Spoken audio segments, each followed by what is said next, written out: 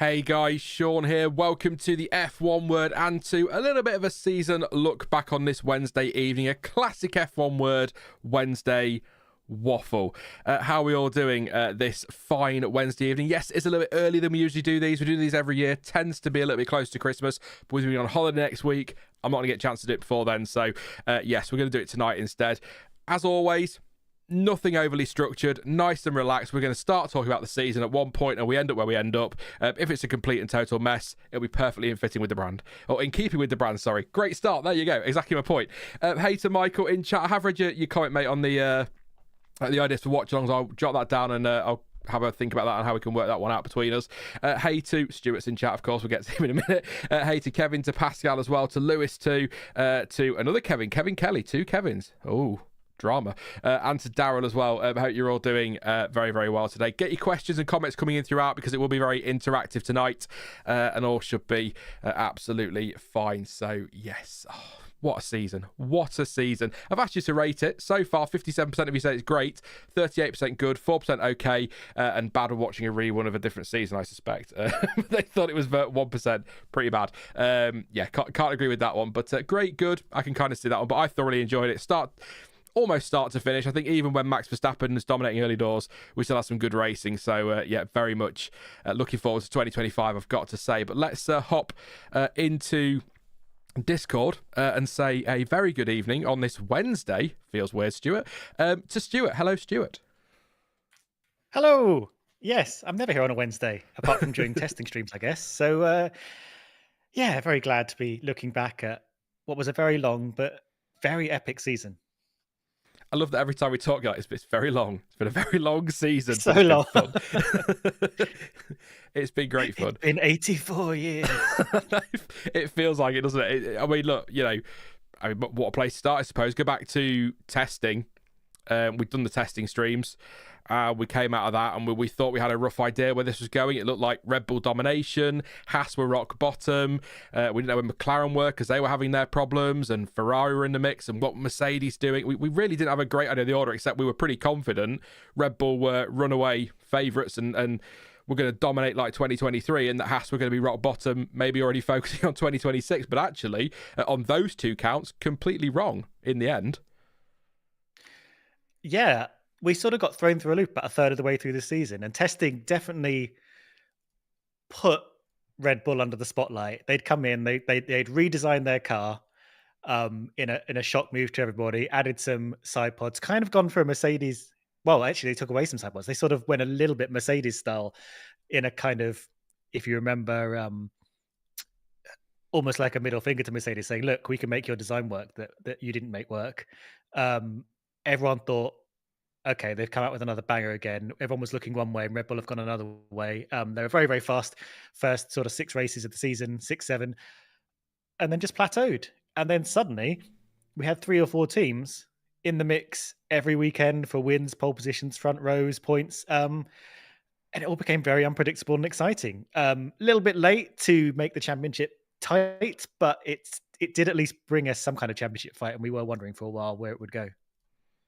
Yeah, I mean, I say we were wrong in the end, but I mean, Max did still win the title, didn't he? But it was sort of those early phases of the season. It was so comfortable, really, wasn't it, for Red Bull? And that seems mad 9-10 months down the line to be saying that when you think about how the back end of the season went. You know, Verstappen won, what was it, 7 of the opening, 10 or something like that, and then won 2 of the final 14. I mean, that's just unbelievable how quickly that swung. And it's what gave us such a good season and made it so unpredictable. I agree with you. It was just a little bit too late. I do look at Canada and Spain, actually. If you go back to Canada, when you look at that one where we had all that rain and Russell, maybe he argues he should have won. Norris had a shot at the win as well. Spain, Norris could argue he could and should have won that one. Depends on which side of the fence you fall on that one, I suppose. So actually, really, this is we look at those first few races and 7 of the first 10 and all that. But actually, from Miami, Verstappen didn't have the fastest car. Even Imola, actually thinking back, Norris was pretty much pushing hard, wasn't he, late on, and wasn't that far off snatching it from Verstappen come the end. So really, the domination was in the first 5 races, and one of those he retired from because his brakes caught fire, much to the excitement of Alex Jakes, as I recall. Just a very kind of strange. We don't get a lot of these. We looked at 2009 a little bit in terms of sort of finding a comparable season in that brawn domination early on that kind of reached a peak, and other teams were able to outdevelop them and sort of bring a fresh start to the season, which is kind of what we got here. We also had this kind of, I guess, rise of a number of drivers through the field, I guess, who were suddenly able to shine, and we got to see the likes, well, Lando Norris, Oscar Piastri, a little bit. Well, I mean, Carlos Sainz has now sort of been demoted down the grid a bit, but George Russell and stuff. There's been a bit of a gap opening up for them to show their potential, as well as some of the other drivers in the midfield that may move up and do wonders going forwards. And while I think season's gone past, and the first half of the season gone past, it's always exciting to see a driver of sort of Max's caliber and a team of Red Bull's strengths really flex their muscles and show what they're worth and put their mark on history. It's kind of nice without a dominant team that you can see other talents flourish and actually get to see what they're made of. And I'm glad we got to see a lot of that this season. I hope we get to see it continuing going forwards. But that was a real highlight of this past year as well. Yeah, there was just on the comparison. I've really struggled to find a comparison or a comparable season. And we both said 2009 before, haven't we? I mean, you just said it there. I think there are shades of 2012 in there in places. I think you could argue a little bit of 2003 maybe as well. But I think the one that you got me with earlier in the year was reverse 2013. And that's kind of how I see it. I think you were pretty spot on with that, because obviously Vettel a bit more competitive in the first part of the year, and then second half of the year just disappeared, didn't he, with everything? So it's got a little bit of that in there. So it feels quite. I'm sure there'll be people in the chat who will be able to go through and pick out a season from 40 years ago or something and say, well, actually, it's very similar to this. But for me and my time watching, I've found it very difficult to find a season that compares, and maybe just a little bit unique, which is fine. We want that every now and again, don't we? Something a little bit different. So maybe that's what this year was. But back end of the season was just madness, Stuart. I couldn't keep up with it. I tried to do I couldn't keep up with who was doing what, who was going to be quickest each weekend. One weekend it was McLaren, another weekend it was Ferrari, then Red Bull were back, and then Mercedes suddenly turned up out of nowhere, and you're sort of going, okay. And then you go, all right, fine. Then Gasly, whacks it into P3 in qualifying, and Ocon's leading a race, and you go, what on earth is going on here? It's just, come on guys, let's be boring, let's get this back to being really dull and mundane Formula One, because I can't keep up. But it's been a lot of fun, so very much enjoyed that. And that's, we want to see that, don't we? I mean, surely 2023 is amazing for so many reasons, but the Red Bull domination, what they achieved is incredible, and they should absolutely get all the credit for that and the plaudits that come with it. But we also want seasons like this. Not every season can be like this, and I still have, without looking too far ahead to next year, I still have a little bit of, so the back of my mind is going, what if Red Bull have solved these problems, or what if McLaren have found something, or what if Ferrari have found something, and suddenly we get to next year and we've got one dominant team again. So I guess a message to anybody who's kind of like, oh, I wasn't really a big fan of this season, trust me, make sure you enjoyed it, because who knows what's coming next year and in 2026. So I've just enjoyed this pretty much start to finish. And I agree with you on Carlos Sainz as well. He's a great shout there for drivers that have kind of been able to, Piastri too, of course, and others that have come through and without a dominant team else shows what they can do. But drivers that I think we all kind of knew had it, Sainz, Piastri are great examples of that. And it's just been, I can't put it into words. Trying to do this stream, trying to make post-season content, trying to sum things up, and I'm like, I don't know other than madness. It's all I keep coming back to.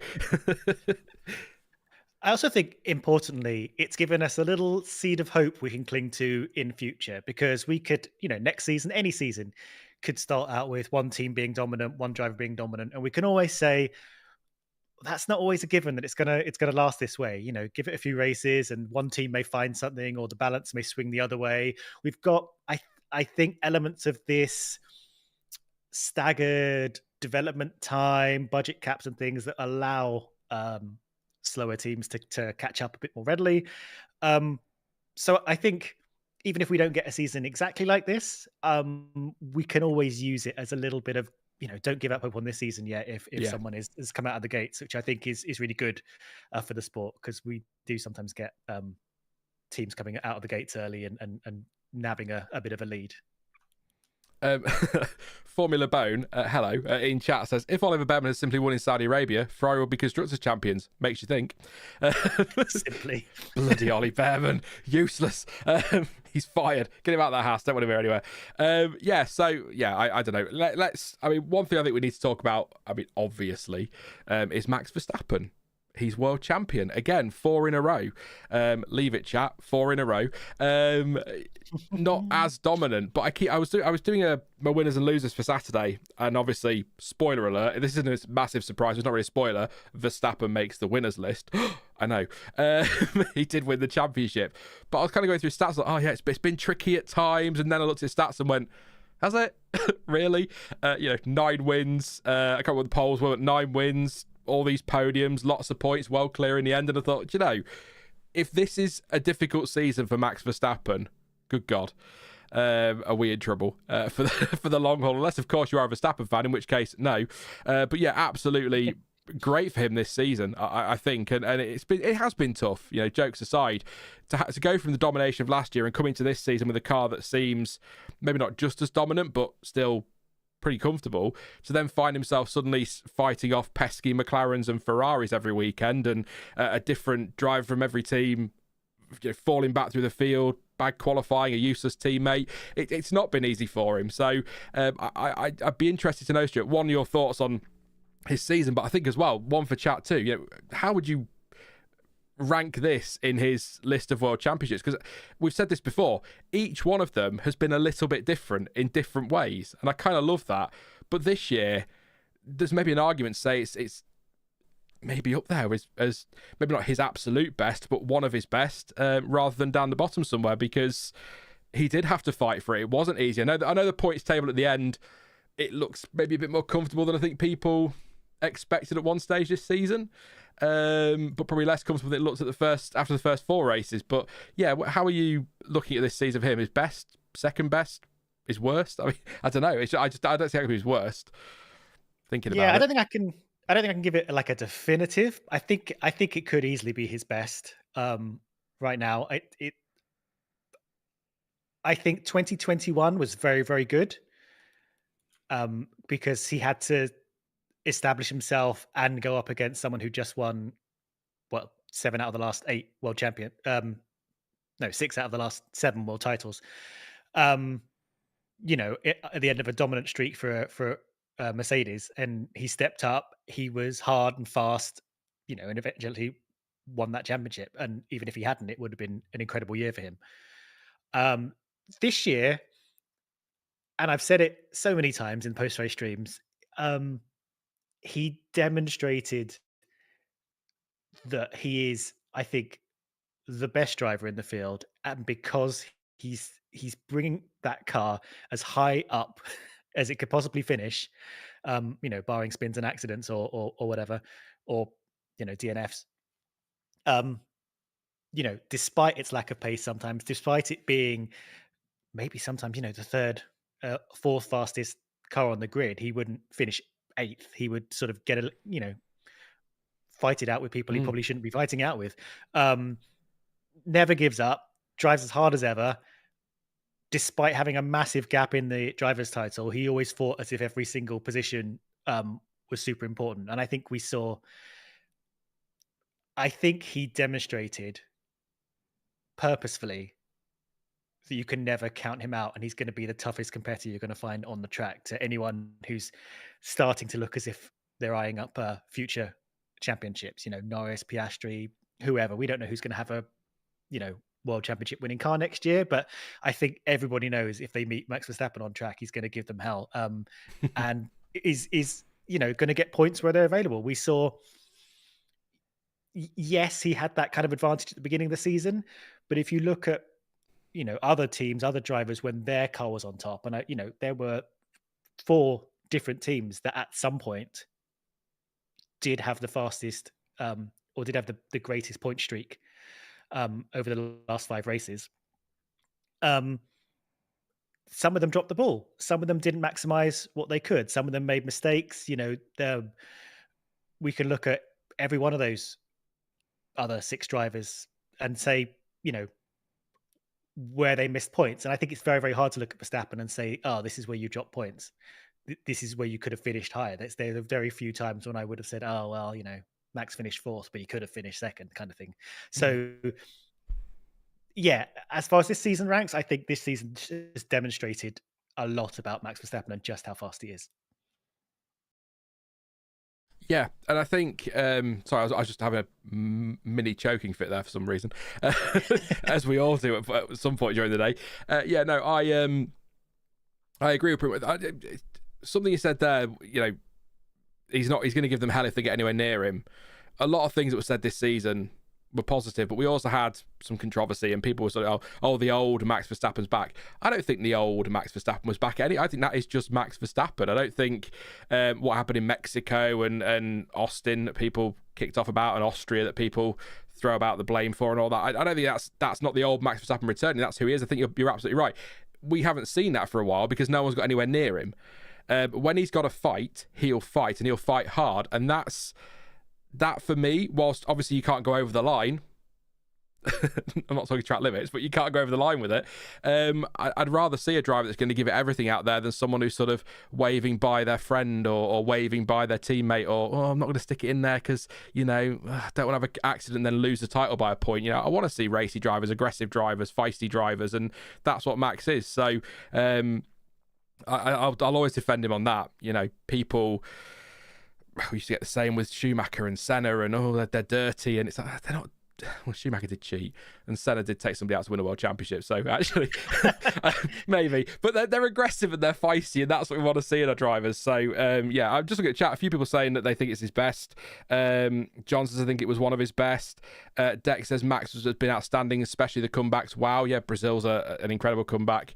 Lewis says especially difficult given he's the only driver at Red Bull.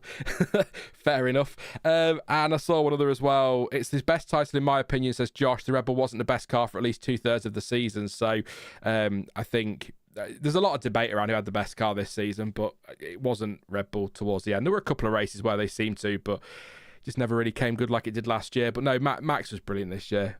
It's difficult. I know people will fault things. You look at Mexico. I still think that one at turn 7 was outrageous, to be honest. I'll defend him a bit at turn 4. That to me, you could be argued either way. A bit of hard racing, wheel to wheel stuff between title contenders. But turn 7 was me on the F1 game when my tyres are gone and somebody's trying to get past. And I'm like, nope, you're going in the wall. That's how it felt to me. But ultimately, as somebody said at the time, though, that helped stop Lando Norris get close to Carlos Sainz to take the win. So it worked, whichever way you look at it, whether you like it or not. But yeah, no, overall, cracking season for Max. And it's interesting actually to say about people missing points and sort of missed opportunities and things like that. But Lando Norris is one for me that, as you know, Stuart, from our conversation yesterday, I've really struggled with on my winners and losers video. Not really sure where to stick him, so he's got his own category. But I look at 8 pole positions, only 3 of them were converted into victory. This feels to me with Lando like a real missed opportunity. I know a lot of people didn't buy into this idea of a title fight, but whether you believed it was going to happen or not, mathematically it looked like it could. And then we got to Brazil, and particularly just after qualifying, you thought, hang on a minute, this really could. And then Max Verstappen just went, nah, I'm having this one. Absolutely disappeared with it in the end, didn't he? In Brazil, comfortable win in really difficult conditions. I still think had the pace that day to win regardless of safety cars and red flags. I think he still would have done it. He had the speed that day. It didn't just come down to that. It helped, of course it did. But but I think a missed opportunity for Norris this season, but one that I think he'll learn a lot from. And I kind of, without sounding, soppy or cliche about it, I think it's something he'll learn from and something that will make him stronger. It's something that it's his first if we can call it a title fight, which I'm still not sure we can, but there was an outside shot. If you can call it a title fight, it's his first one in F1, and it's up against someone like Verstappen. So I think we can cut a bit of slack there, but I do feel like points were dropped, and in fact I know points were dropped, and also McLaren's mismanagement at times was interesting. But do you agree with the argument? People in chat will make it at some point, I'm sure, if they haven't already, and they do it on social media all the time, people do, but do you agree that McLaren have had the fastest car since Miami? Because I kind of feel like they probably have, but because the field has been so close at the front with Ferrari and Mercedes and of course Max Verstappen in the Red Bull, there were more people there to take points away from Norris than there were to take points away from Verstappen early doors, if you get what I mean. I would say firstly, I'd agree. I think McLaren did have the fastest car from Miami. I don't think they had the fastest car at the end. No.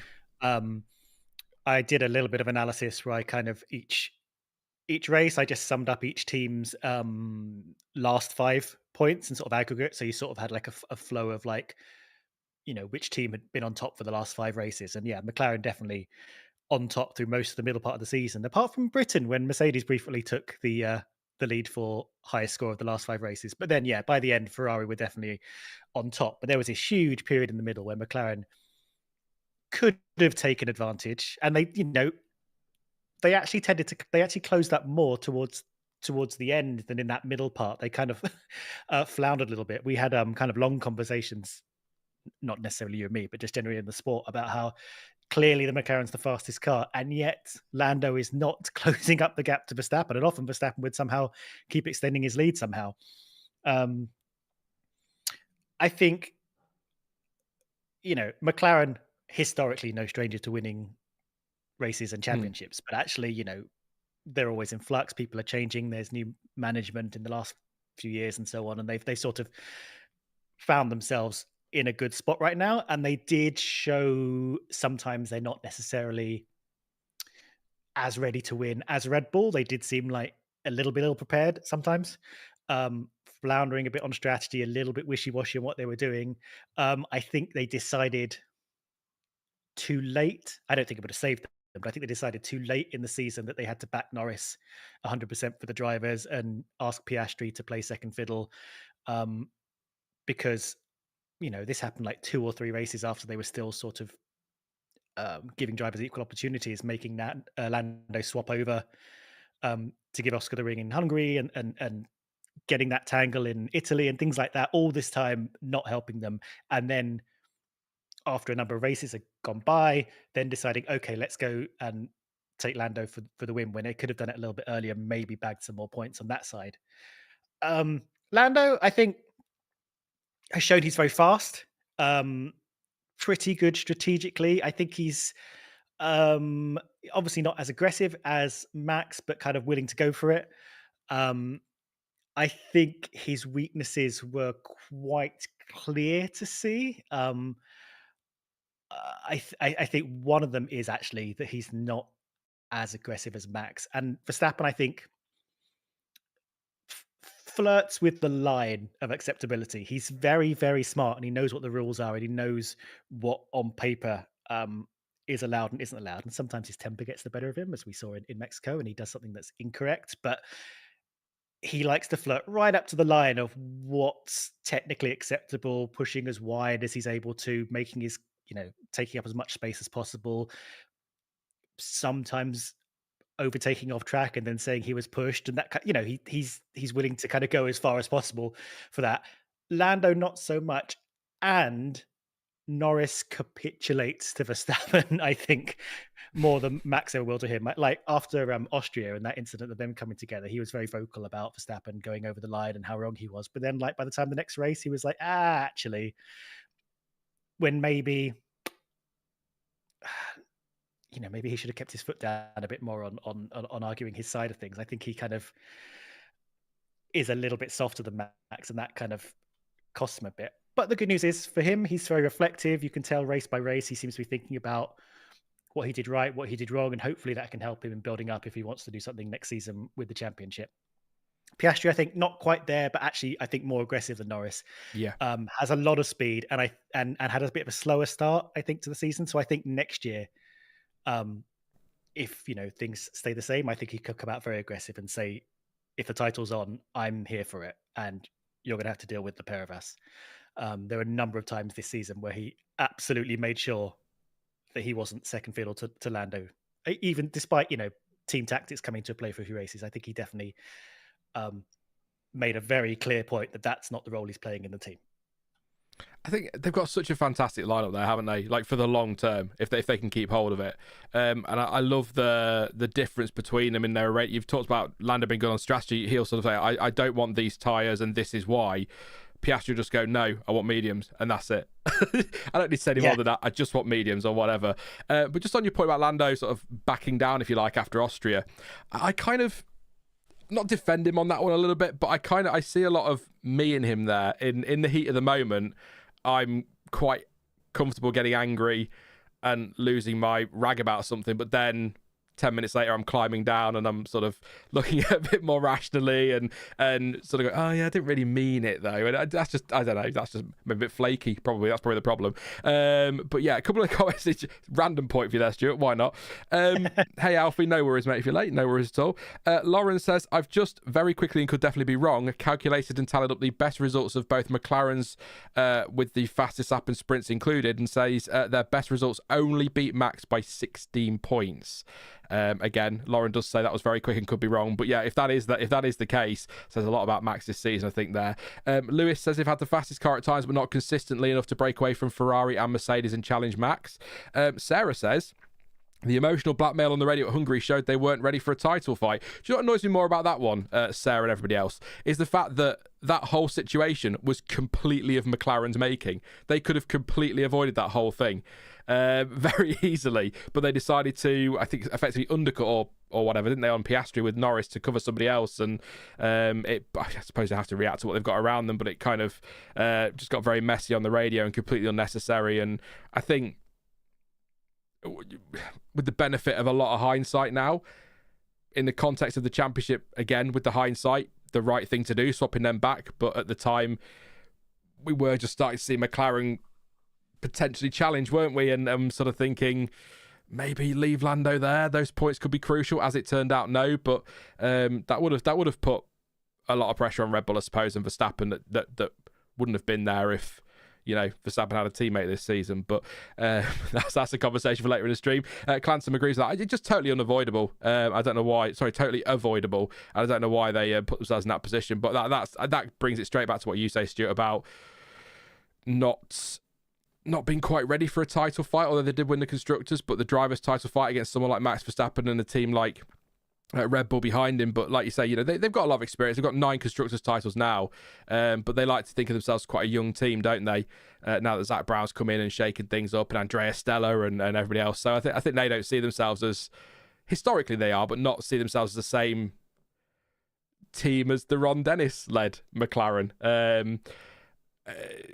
Actually, I think they'd both have skinheads if it was the Ron Dennis McLaren still, wouldn't they? And Norris would have to shave that little goatee thing off he's got as well. He would have had that one himself. And Lewis says Ron Dennis would have walked out onto the track and held Piastri back himself. There you go. So I think missed opportunity for Lando. I think we're all kind of sort of in agreement with that. But I don't think, just quickly, Stuart, was there any point where you did actually go, yeah, he can do this? Or were you a bit like me in that you were sort of, yeah, mathematically he can, but nah, he hasn't got it this year? There was actually. It was a bit later on in the season. I can't tell you exactly where, but when that sort of, I don't know, beginning of the second half of the season, when McLaren, when we were still sort of debating whether or not McLaren should favour Norris, sort of, around it after Netherlands when Norris got that big win, and then Italy when Piastri, kind of actually, he passed Lando, and so hard that Lando ended up coming third on the track by the end of the first lap. And then we're like, well, why aren't we all working together to make this happen? And at that point, I remember saying on stream, I was like, look, it's too much of a long shot. Piastri and Norris are both very, very fast. They may as well just keep them as equals and just favour whoever's, as long as they don't smash each other off on track. I don't think there's any point favouring Norris. And then like a few races later, McLaren had a good run, and they were like, okay, yes, we're going to favour Norris, and we're going to go for it. And at that point, I was like, sure, why not? But it seems a long shot. But actually, at that point, they did start to make quite a bit of headway. They did start to close the gap a bit, and it was like, oh, okay, well, if this continues, if he keeps taking these big bites out, maybe they can do it. So around that point, Singapore was a big one. It seemed kind of doable, and then Ferrari actually sort of became the fastest team. There was the clumsiness in America and Mexico, and then Brazil, obviously the death knell. So it's sort of a short-lived like moment of actually, if this continues and Red Bull really don't find themselves, they could be in danger. So yeah, it was like a sort of a week, 2 weeks of just being like, oh, maybe. I think that's a great noise. I think the only moment this season where I kind of went A up is again probably after qualifying in Brazil, when Norris was on pole, Verstappen down in 17th, and I thought, oh, hang on a minute, is this it? Is this the moment it all swings? And then again, Verstappen just did a Verstappen, didn't he, in the wet weather, and drove insanely well. It's very recency bias. I'd probably put that up there as one of his best ever drives. Some might say it is, but I might look back at that in 5 years and go, maybe 16 was better or whatever. But I think that was incredible in terms of best drives of the season. That probably was for Max. I think Qatar as well was a really good drive in a car that at the start of the weekend was dog turd, let's face it, and then suddenly turned it around to get the win. That was a great drive. But I think Singapore for me was probably Norris's absolute best, because he dominated Zandvoort once he got past Max, and to a lesser extent he dominated Abu Dhabi, but I think that was proper domination in Singapore. No one got anywhere near him at any point in that race until he started nearly sticking in the wall. That was the only moment where maybe not, but I still think overall, ignoring him nearly crashing, I'm now doubting myself. Can you hear it in my voice? Oh yeah, sure, he did nearly crash like 6 times or something like that, but you know what I mean, just proper domination. So I think great stuff from both of them. I'm looking forward to next year. Hopefully that's going to be great as well. Obviously, Ferrari. Yeah. It's the hope that kills you. It really is. I really believed. I started to believe. I think you even said I could believe, Stuart. So that just backed it up for me. So it's all your fault. And then we turned to Abu Dhabi, and it just felt so close. It just needed Lando to do some of his Singapore madness or whatever, and make a few, clips of the wall or get a puncture or something, and it just never came, and it was so frustrating. But I think Ferrari, I don't really see it as one that got away. I know they had that. The car was arguably the fastest in the back end of the season at times. I think that back-to-back wins, USA, Mexico, wasn't it? One for Leclerc, one for Sainz, where it started to really come alive. But I never really felt like they were going to do it until we sort of came towards the end of the season. So I don't know if it's one that got away, but the door was definitely left ajar for them by McLaren, with McLaren's some of their poor decisions on strategy and some of their poor, some of their mistakes and things like that. And I think, whilst I never really believed it, that those last couple of races, I thought maybe, and then I just cried myself to sleep. I didn't really. Do you think we see it as one that got away for Ferrari, or do you think maybe did they overachieve this season? Even maybe that's a bit much, but I think they had a good season, and I actually think the fact that the title was never, I'm not going to say it was never truly on, but it was sort of kind of maybe like what Norris's season might have been if it hadn't sort of all tapered off a little bit at the end. But that kind of like, maybe, it sort of might come. If we keep pushing, it might come to us, but we're not going to hold out too much hope, because it sort of all came a bit late. But actually, they were very, very strong at the end, and they had some really good races. Both of their drivers worked really well together. So I think instead of being like, this one got away from us, I think they're going to be we're in a really good place right now. We came within a whisker of winning the title, and it didn't quite happen, but actually we had a good season. And someone, I'm terrible at remembering names that happened. Someone said, if only Behrman had won in Saudi Arabia, they would have won the title. Actually, if Sainz hadn't had appendicitis, he could have won. He had a really good season, really strong, really challenged Leclerc through most of it. Actually, he could have won. He could have podiumed it. Actually, Verstappen was very strong at that point, but nonetheless, you know what I mean. Like, he was very. He could have done something potentially. So yes, they did come close, but just not close enough. I think crucially, and people are going to say, oh well, this example and this example, because I can't remember everything off the top of my head. But I think crucially, we saw a lot less of this kind of Ferrari strategy where they're sort of making things up on the spot, floundering, not entirely sure how to respond to things happening on tracks, and like, we're going to plan F, we're checking.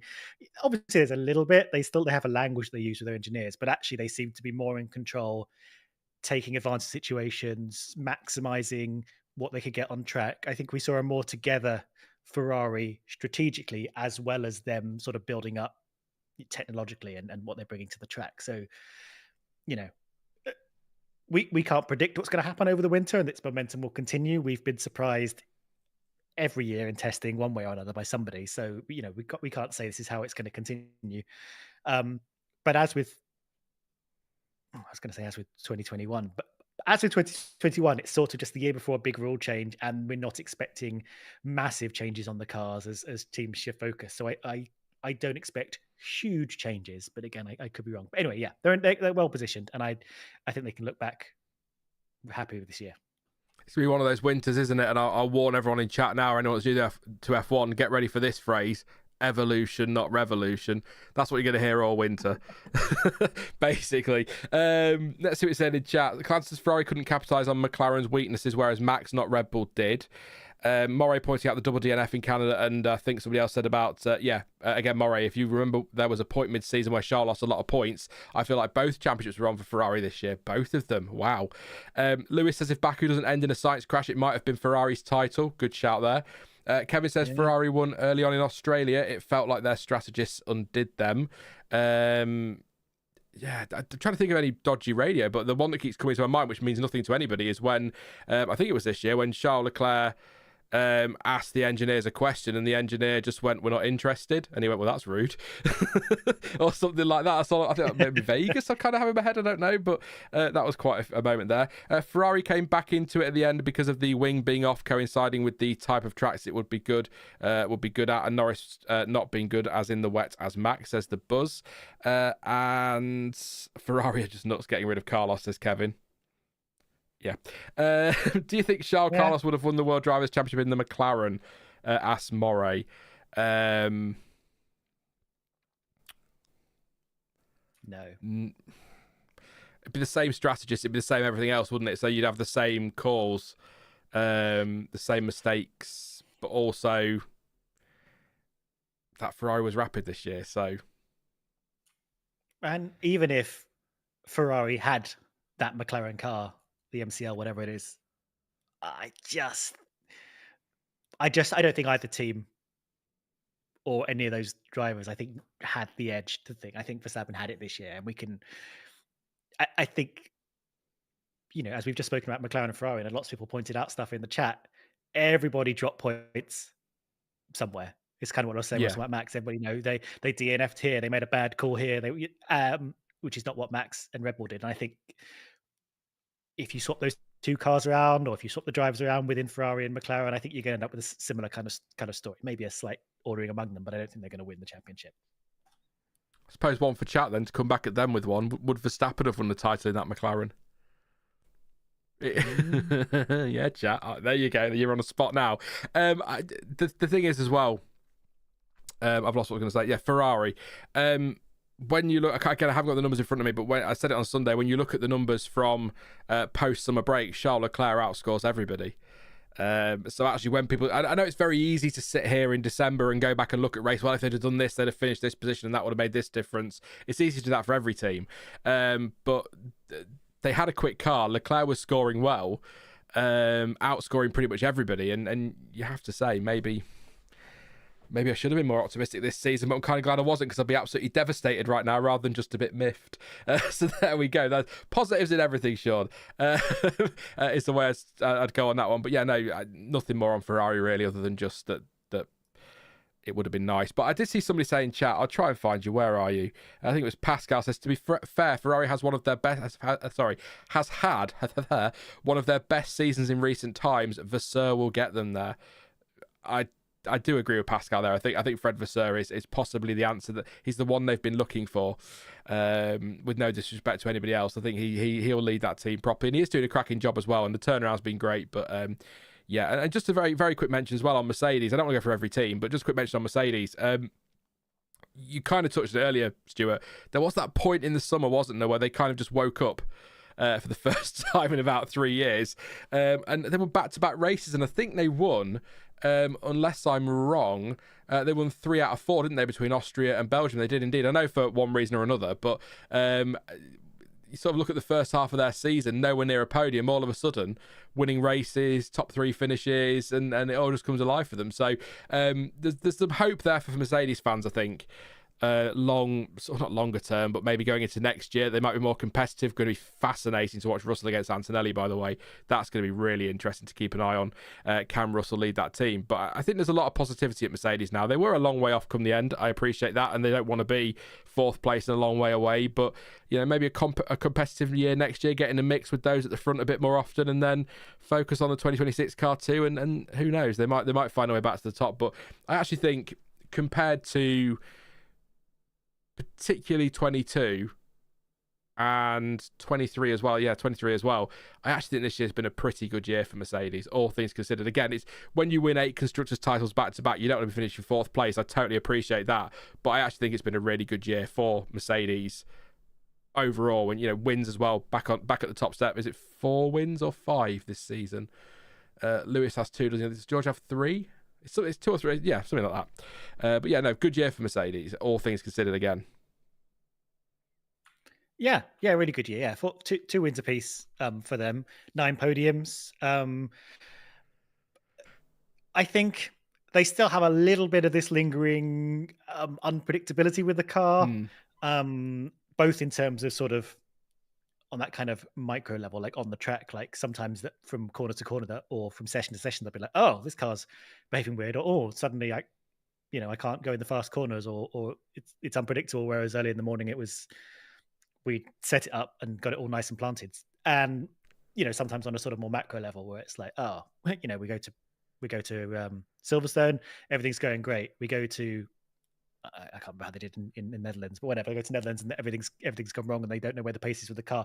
So there's still a little element of that, but it's not as pronounced as it was. And they seem a little bit more stable with that car. 2021, 2022, there was a lot of, I just don't know what this car is doing corner to corner. It's out of my hands, really.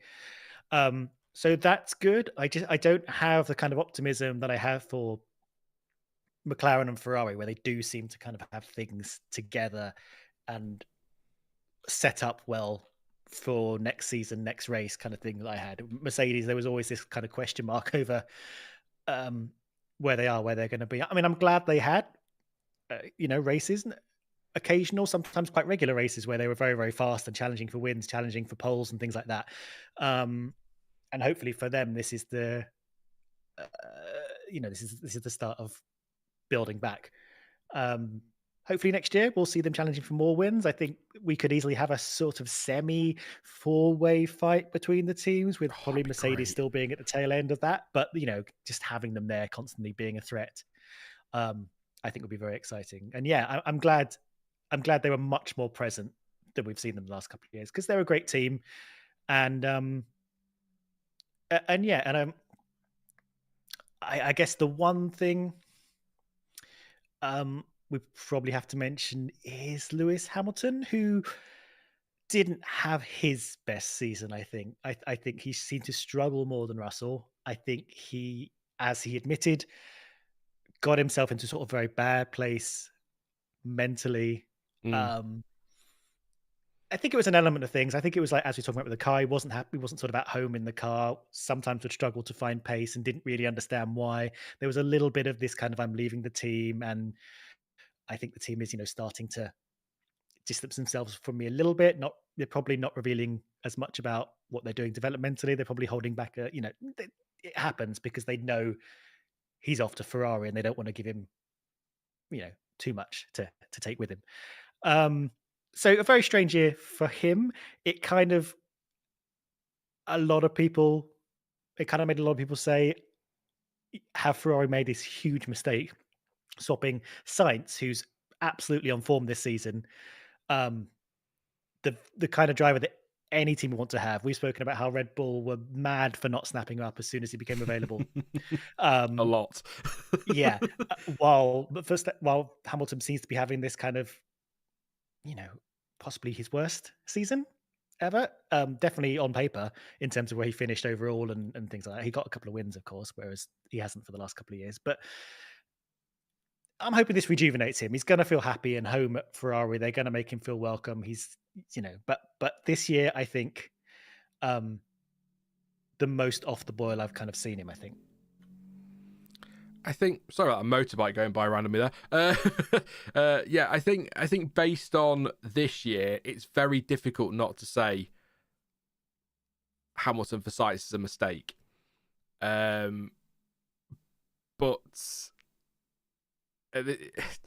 he falls in the same bracket as obviously a Michael Schumacher, for example. If he becomes available, you've got to try and sign him. So I totally understand why Ferrari have done it. I think it's something that he's always talked about in the past about, the dream for everybody is Ferrari, isn't it? And ending his career there is something that I think will be good. I said it earlier in the season, it doesn't feel like a move he has to make. It feels like a move he wants to make. And I kind of like that because it's something that he's not being forced into it as such. I know Mercedes wouldn't give him the contract he wanted, but it's an opportunity to race for the greatest Formula One team ever. End of. That's not a debate; it's a fact. And it's a chance to go and try something new before he retires. And I think it's something he needs, and it's something he wants rather than something he has to do. And I kind of like that. But again, on form, Sainz has been so good this season, and actually pretty much all his time at Ferrari and McLaren and Renault. I mean, he's a driver that, I keep saying it, was the one that got away for Red Bull. I'll always argue that point. So for Ferrari to get him, that was fantastic, and put him alongside Leclerc, obviously ousting Vettel, of course, to bring him in, which was quite a moment. But I feel like you just can't not sign Lewis Hamilton if he becomes available. But I said it on Sunday, didn't I? The one thing Carlos Sainz has done wrong is not be Lewis Hamilton. That's the only thing he's done wrong. It's as simple as that. He's been great for Ferrari, so gutted that he's going. But I do think, and again, I said this on Sunday, I do think he's gone about it the right way. He can leave with his head held high. He's not burned his bridges. He could be back one day. He could easily be back at Ferrari one day. So we'll see. We might get the best out of Lewis Hamilton next year. We might get more of this, but I did see Clansom, I think it was in chat, just check now. Yes, says the car didn't suit him, Hamilton. It was being developed for George, which is fair enough. And again, we've made this point before. You've got to gear the car towards George. You can't gear the car towards Lewis if he's walking away at the end of the season. You have to gear it towards George. So he will have been, like you say, Stuart, lots out of engineering meetings for the future, and the car will have been developed towards George Russell. They have to do that. So he has cut a frustrated figure at times. He has looked a bit lonely at times, or a bit kind of cut adrift at times, and I think that maybe plays on him a little bit, and that's kind of then been demonstrating the frustrations he's shown this season. But I think, with the greatest of respect to everybody who may disagree with this, but I think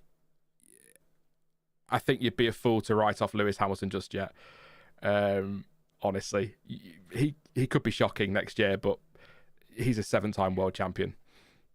Oh, absolutely. And, we are so prone to recency bias as Formula One fans and as humans, in general. Like I think we always expect the last 3 races to be the same as the next 3 races in terms of predicting what's going to happen. And that doesn't always happen. Look at this season. And I think, I think he was in a bad place this year.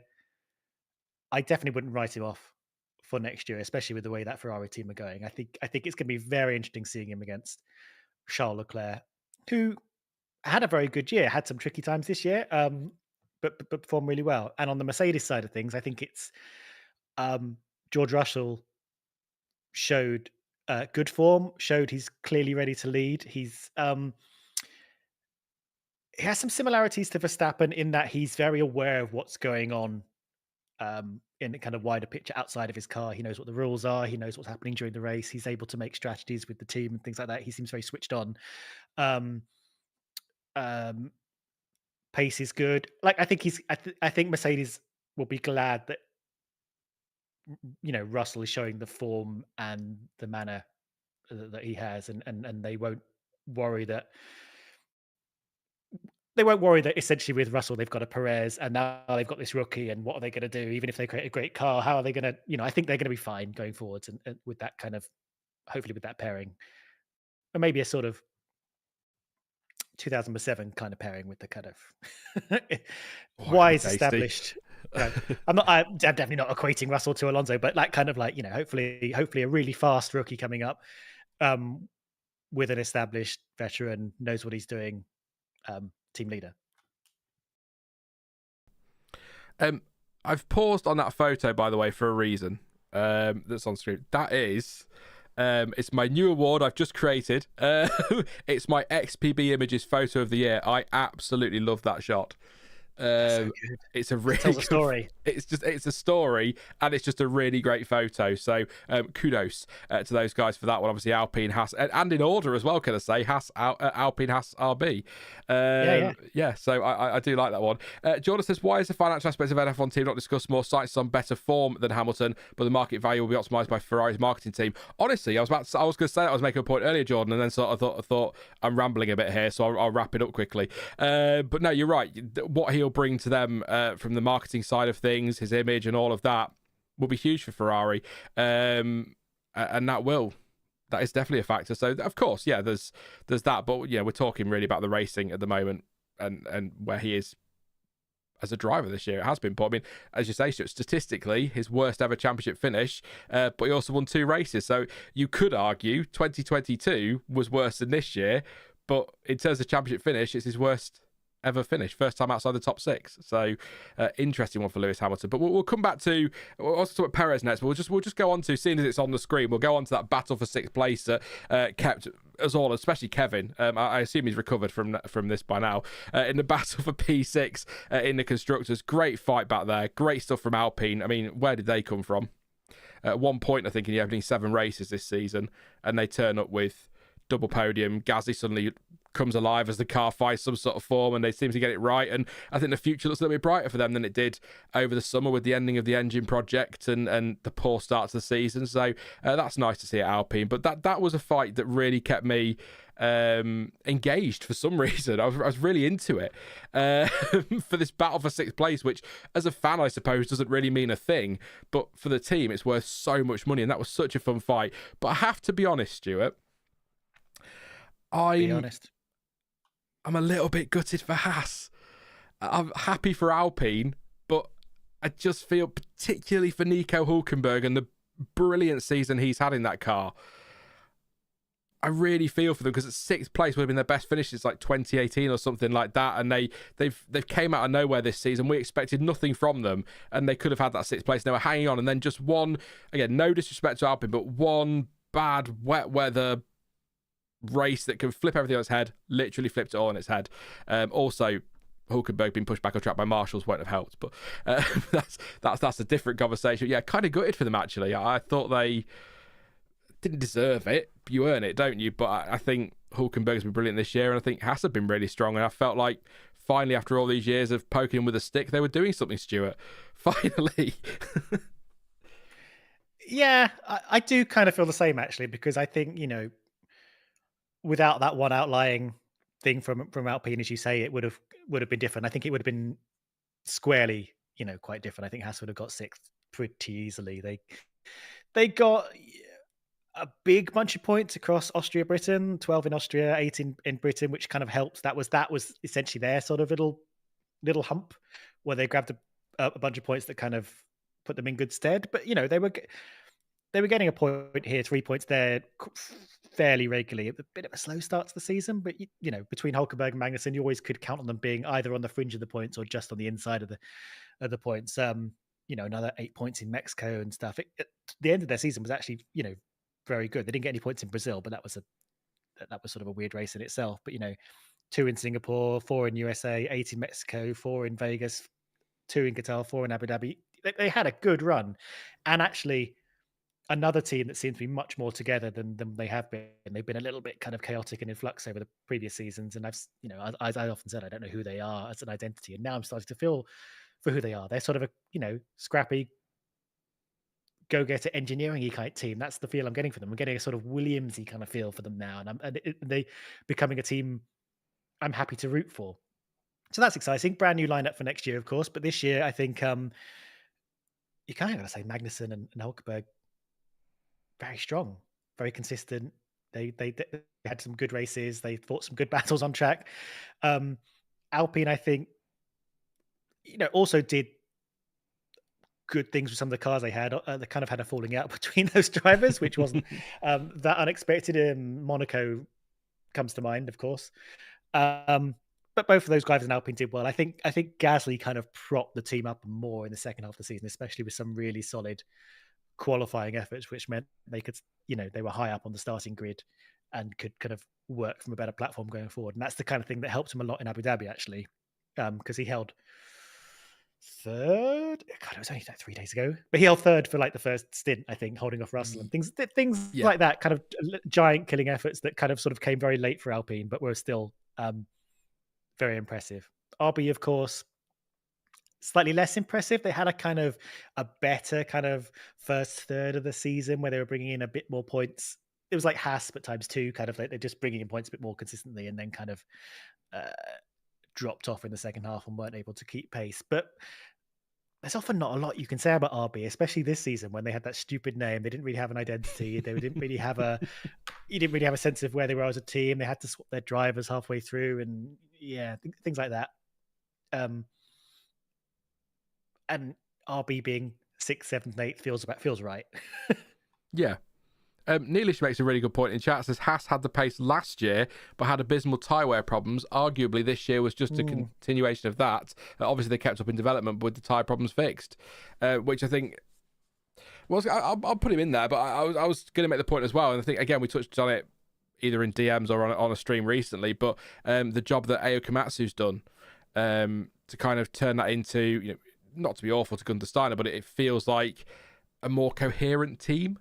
Like it's sort of they're pulling together in the right direction now, and I think he's got control of that, and he's maybe not as, I don't know, I can't explain it. It feels like Komatsu has a bit more control over that team and its future direction. Not that Gene has given him control, or that Gunther Steiner had no control, just that I feel like Komatsu knows what he's doing there. I don't know, the engineering side, but then Gunther Steiner was a good engineer, wasn't he? He was at Red Bull many moons ago. So but yeah, I think the point is Komatsu's done a great job at Haas, and I think whilst I do believe that Hulkenberg in particular is a massive loss for them next year, I don't think Ocon's a bad signing. I think Behrman, he's got the potential, so I think that they're heading in the right direction. But it's just good to see them involved in something. We've had too many years recently, haven't we, where I was a bit worried about for next year, but didn't look like that's the way they're going to go. But where they sort of go, right, we're going to write off this next 2 seasons so that we've got a banger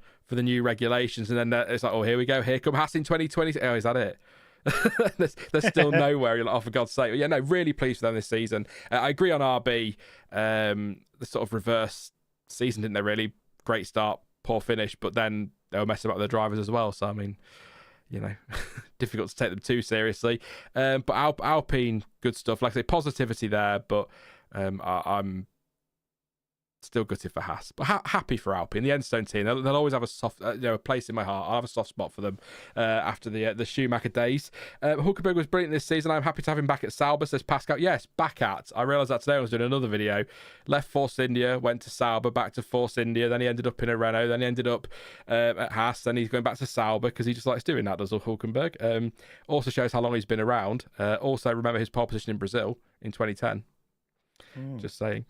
It's going to be exciting seeing Behrman in a decent car as a rookie, says Clay. Do you think Haas will be sold in 26, as it may be easier for a new team to join via that method, says Jordan?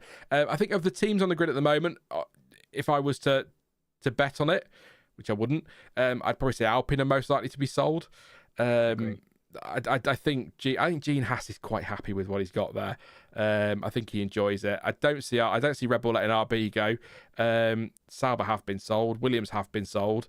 Lawrence Stroll ain't selling Aston Martin anytime soon. So no, I think Alpine are probably the team most likely to go, to be honest. Flavio Briatore probably bribed the rain in Brazil, says Siggy. Probably, yeah, absolutely. And will Alpine be using Merc engines next year, says Kevin? No, 26 for Merc engines. They stop. They've got their own engine for next year, then they stop using them from 26 onwards. So, yeah. Why is Hulkenberg going down the grid by choice or money, says Clansom? I think for Hulkenberg, how old is he now? Like a million, it feels like. I don't think he's that old, is he? He's 30. He's a year younger than me. I just called him a million. Oh my God, must be 1,000,001. He's 37. So he's at the point now where really he needs to get himself in a top car, and he obviously doesn't feel, and I think we can all see that he's not going to get himself in a Red Bull or a Ferrari or a Mercedes anytime soon, or a McLaren. So best thing for him is to go somewhere where there is the potential for that team to become a good team. So going to Sauber just in time for the Audi switchover makes a lot of sense. Also, as a German driver, getting in bed with Audi as you head towards retirement, not a bad thing really, is it? So they might get some racing somewhere else. But I think that's it for Hulkenberg. You know, he needs to start thinking now, how do I get myself in a car that has the potential to be quick? Because it ain't going to be Haas. I'm not going to get in a Red Bull or a McLaren, like I say. So let's go to Sauber, who are going to become Audi, and then go from there. He might be kicking himself now, though. He might have fancied the Cadillac seat. But yeah, that's how I view it. I don't think it's because... I think if he was content in the midfield, he'd have just stayed at Haas, to be honest. But I think Audi's a great spot for him, so that could be interesting. So, Stuart, Sergio Perez. Should we do Perez? Someone has to. Yeah. Shall I read what I've put in my notes? Yeah, let's start with that and see, see where we go. Generally, just a bit shit is my quote. And I think that's an understatement. I mean, what do you say? I know we've kind of exhausted it over the season, but, you know, we're wrapping things up now. So, not good enough is a phrase you could use. I know I've made this point in another video. I know that he's had his problems with the car. And I think Red Bull takes some responsibility for not being able to help resolve that issue. But Max Verstappen has nearly 3 times the number of points as Sergio Perez. So yes, the car has had its problems. Yes, he struggled with the car, but it can't all be that. It can't all be that. And I just don't think it's going to click. We still don't know what's happening, by the way. He may be staying, who knows? But I think this season's been his worst because of the car's potential. It is a driver's championship winning car. It's a top 3 car as well. So why he's qualifying down in 16th place, 6 Q1 exits this year, it's just not acceptable. And there's been no point, I think, apart from before his crash in Baku, there's been no point in this season where he's looked like he could turn it around.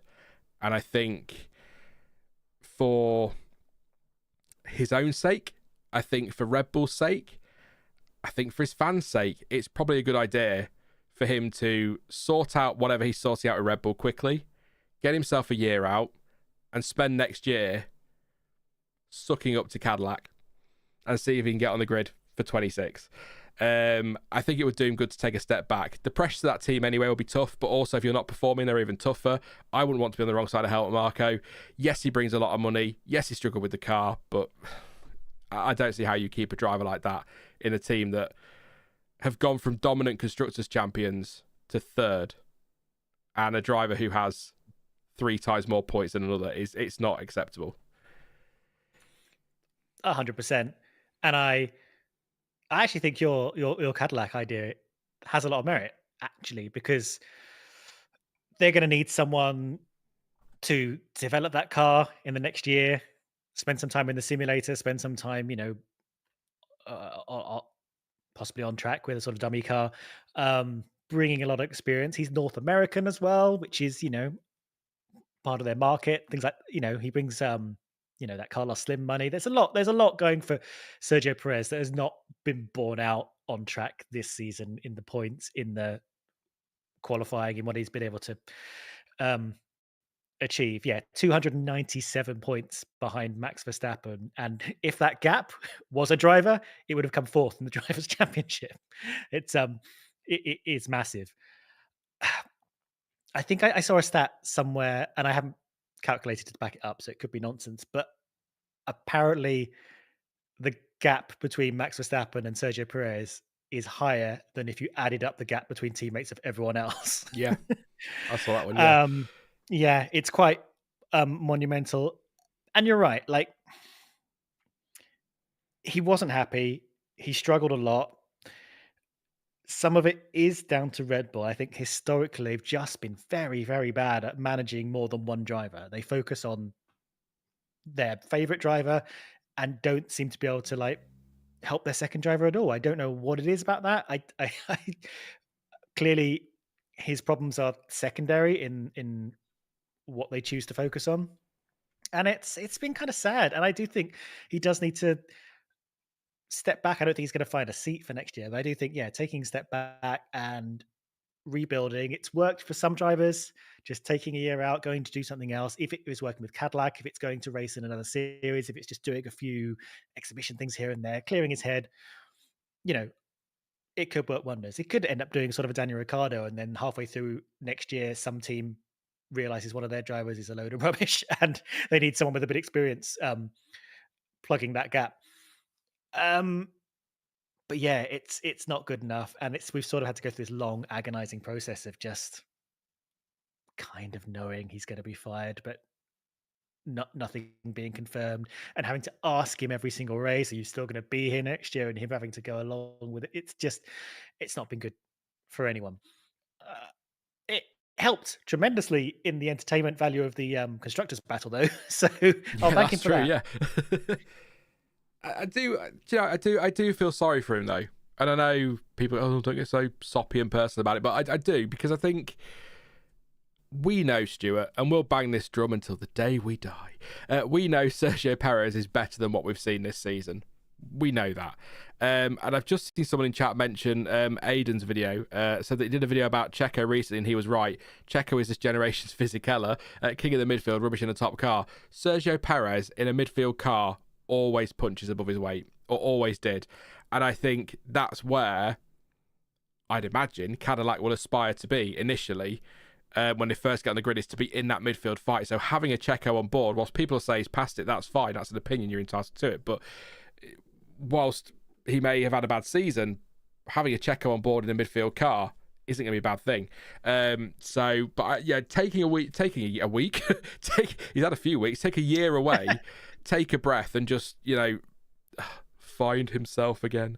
It does work it doesn't work for everybody, of course, but and try and get something good for 26. There'll be seats opening up elsewhere as well. It doesn't have to be Cadillac. There'll be other teams as well that, who knows how Behrman's going to do at Haas, for example, or what's going to happen at Williams with Albon and Sainz. There might be a seat that opens up somewhere else and Sainz might disappear, or there are clauses in contracts that might open things up for Checo. But I do think a midfield team isn't a bad place for Checo to be, and I just wish it's not all been bad at Red Bull. I know, people, again, recency bias, Stuart, people forget the part he played in Abu Dhabi in 21, the wins he's had there, the drives he's had there. He's had some very, very good drives to victory. There have been a couple of occasions for wins where he's beaten Max Verstappen outright.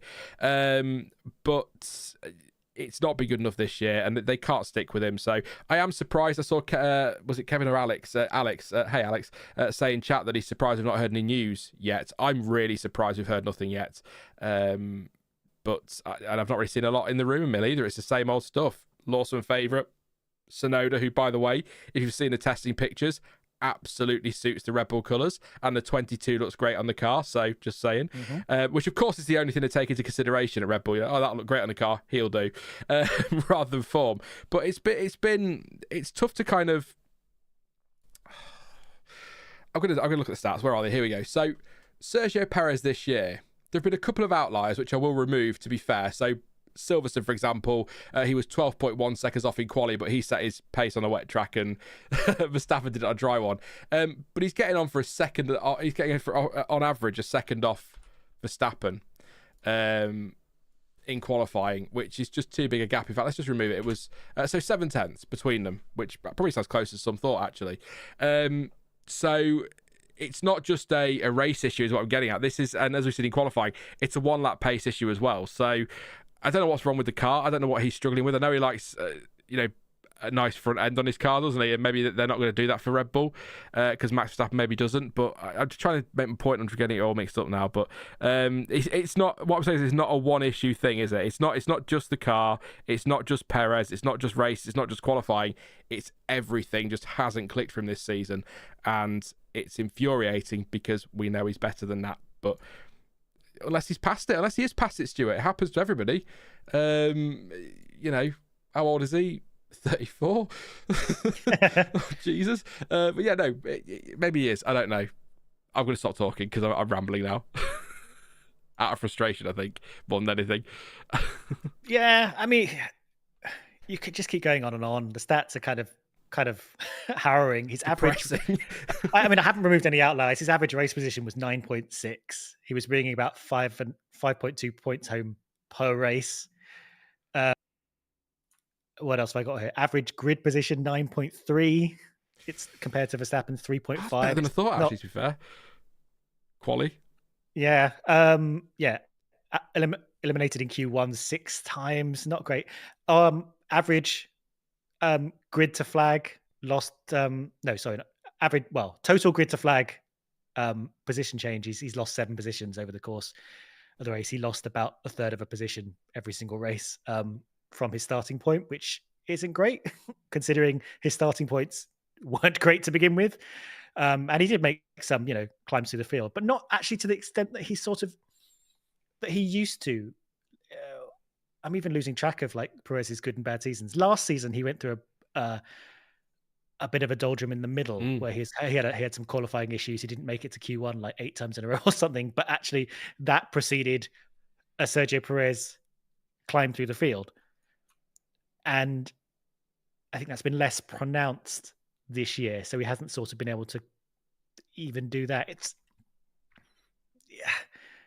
Yeah, there's not much you can really add. It's been sad. And to top it off, he didn't win Driver of the Day once. So what's the point anymore then? May as well just quit. WizKid Was says Perez has more Q1 exits than Lance Stroll. That's true. It's 6 for Perez and 5 for Stroll. And... whilst they're in very different cars, one of those cars has crowned a Drivers' World Champion this year, and the other one is probably actually his team's one of my disappointments of the season, to be honest. In Aston Martin, I've just kicked a wall. There we go. That hurt. Clancy says, what about his statement after Abu Dhabi? Yeah, the weird one was the surprise on stream, didn't it, that he come out and said, we're talking and we'll do what's best for both parties. Just very quickly then, I suppose, because we could talk about him all night. I could sit here and ramble about how, back in day were great. But it's not back in day, is it? It's here and now, and he's been nowhere near good enough. So we have to judge him on that, and we can go through the stats and just continue to make the point that everybody knows, and that is that it's been poor, very poor. But do you think he's gone? It's...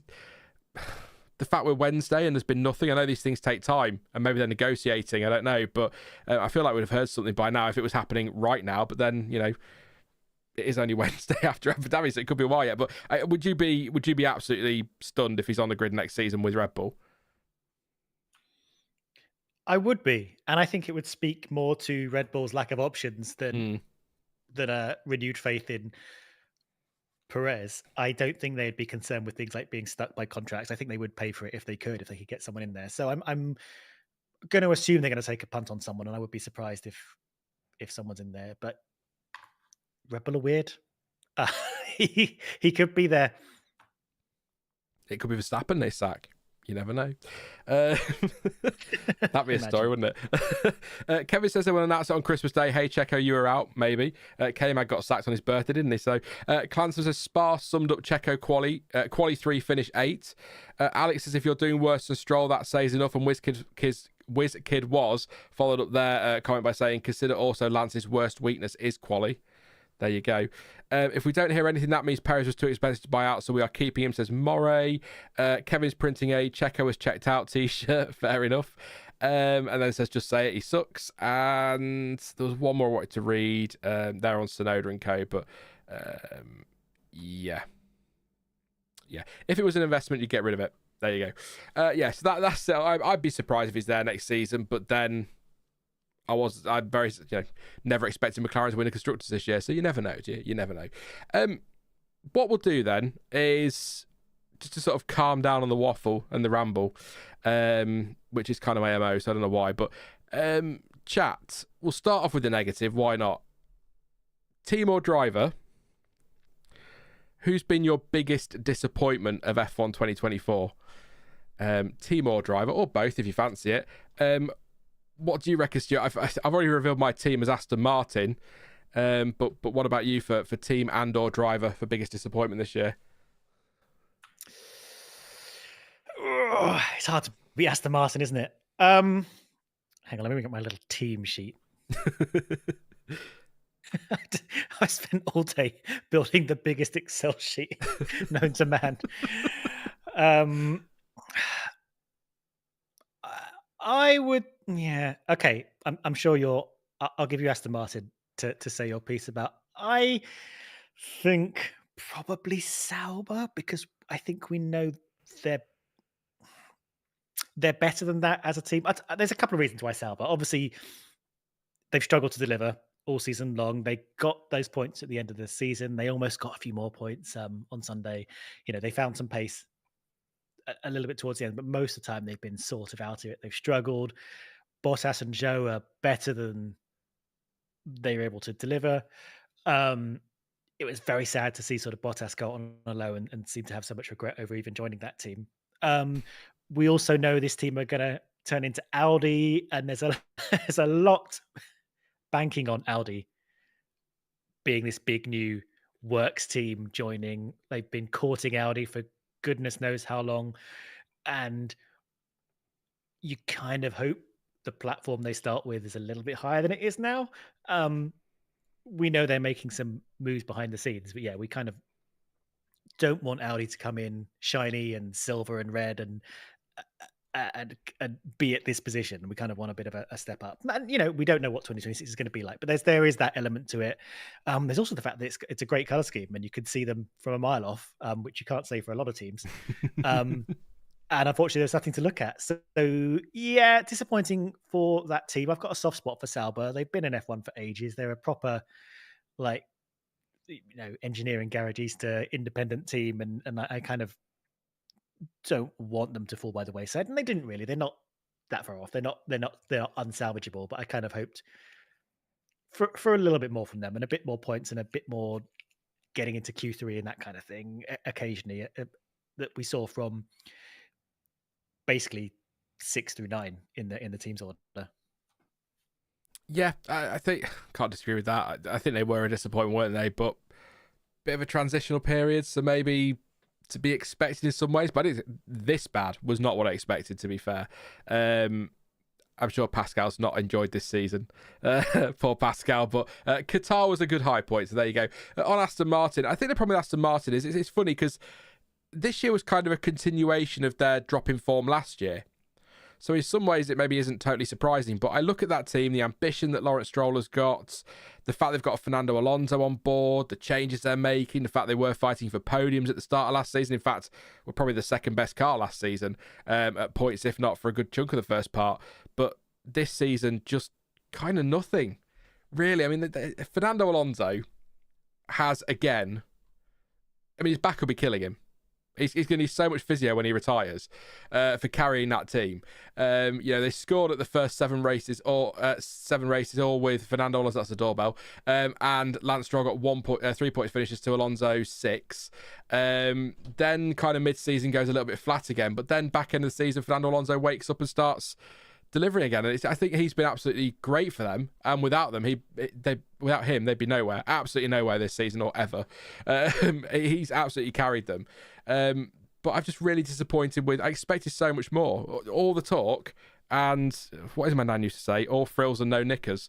It's what my nan used to say. It's kind of how it feels, and that's how this season's been. So just bitterly disappointed. Expected so much more, and yet still they end up 5th in the Constructors, which is probably where I'd have placed them at the start of the season. So it's really weird. I can't get my head around it. Disappointed, but also, yep, that's where I expected you to be. Strange. So strange. They had a sort of mini Red Bull Racing season, didn't they? Obviously, they weren't phenomenal in the first half, but that's where they scored most of their points. First 12 races, 68 points. Second 12 races, 26 points. The contrast is remarkable, really. Again, as we sort of Sauber, we spoke of Sauber, a little bit of a transitional period. We know they're investing a lot into that team. We know they're bringing in staff. They're building their big factory. They've got massive plans. They're not going anywhere. And they're going to be disappointed. I think they know there's bigger things to come. You've got to hope there's bigger things to come. I mean, they've got God knows how much they paid for Adrian Newey and all this development work on the Silverstones minimum wage. Yeah, I think this could eventually be a very successful team, one way or another. Maybe not giant killing, but they, I think we could get some good things out of them eventually. It just wasn't this year, and especially after last year. I think that's a good reason to be disappointed with them. Is that last year seemed like they've arrived, the investment's paying off, Alonso's paying off, and they just weren't able to maintain it. And I don't know how much of their jump up the rankings and the sudden, quite dramatic cut in allowed performance and budget and all that we kind of came into it. I just think they weren't necessarily prepared to keep up with being the third best team or the second best. Well, I think they were second best team when they came out of the gates last year, but sort of dropped back a bit. Yeah, I can definitely see why you call them that. Yeah, it's just disappointing. But again, like I say, where I expected them to be, funnily enough. But yeah, no, a long way off fourth, weren't they, in the end too? A long way off fourth, actually. But well clear of fifth, I guess, sixth. Or I guess they kind of relieved that Alpine didn't find that form earlier, otherwise they might have been in trouble. Paint. It's a shame we have to. Sorry, I'm talking over you. I was just going to say it's continuation of the. We keep wasting Fernando Alonso. We got a good bit last year, but he does always seem to be in the wrong place, doesn't he?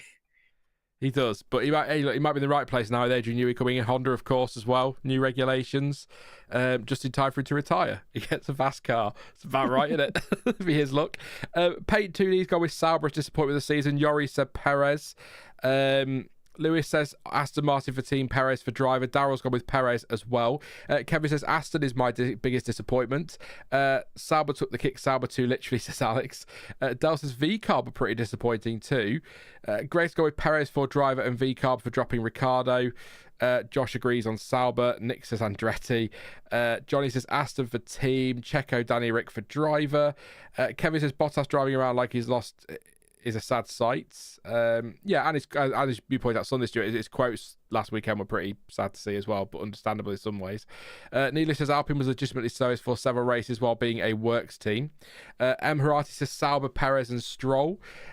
Moray says, that's talking about the cost cap. Alex says, don't forget Sargent for worst driver. Almost forgot he raced this season. Glad you said that, Alex, because I completely forgot he raced this season. Pascal says Sauber expected a bit more, but the last 3 races are better, so hopefully next year will be a bit better. Jordan's going with Aston and Ricciardo. Ricciardo could be the biggest disappointment given he was touted for the second Red Bull seat, says Lewis. Good point. Sauber has been crap for so long. I remember the days when Jack Villeneuve was also being crap. Yeah, but also there was some great Kimi years as well, Kevin. In that, I loved that Sauber Petronas livery, every version of it. Nothing wrong with that at all. Josh says Ricciardo was a disappointment as much as I hate to say it. Williams and Albon for me, says Moray. That's a ooh. Yes, no, that's the point. Williams 17 points and 9th. Yeah.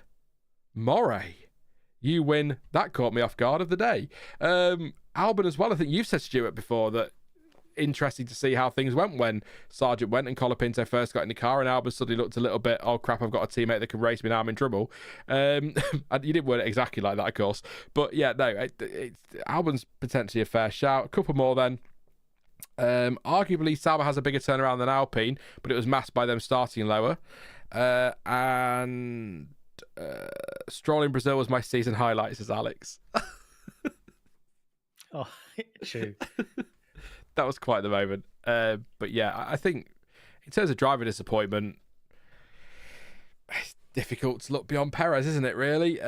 But maybe, and dishonourable mention for Lewis Hamilton a little bit. Not so much disappointed with him, but disappointed with his final year at Mercedes. I was kind of hoping that, given all the success they had, they might go out with a bang. Not talking title contention, but maybe it would have ended on a higher high than it did, rather than what feels like it just fizzled out a bit, to be honest.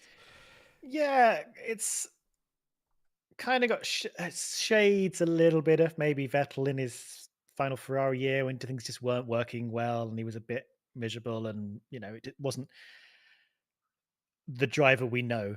And it could just be an off year and he'll come back to life next year. But yeah, I think he's definitely a disappointment. I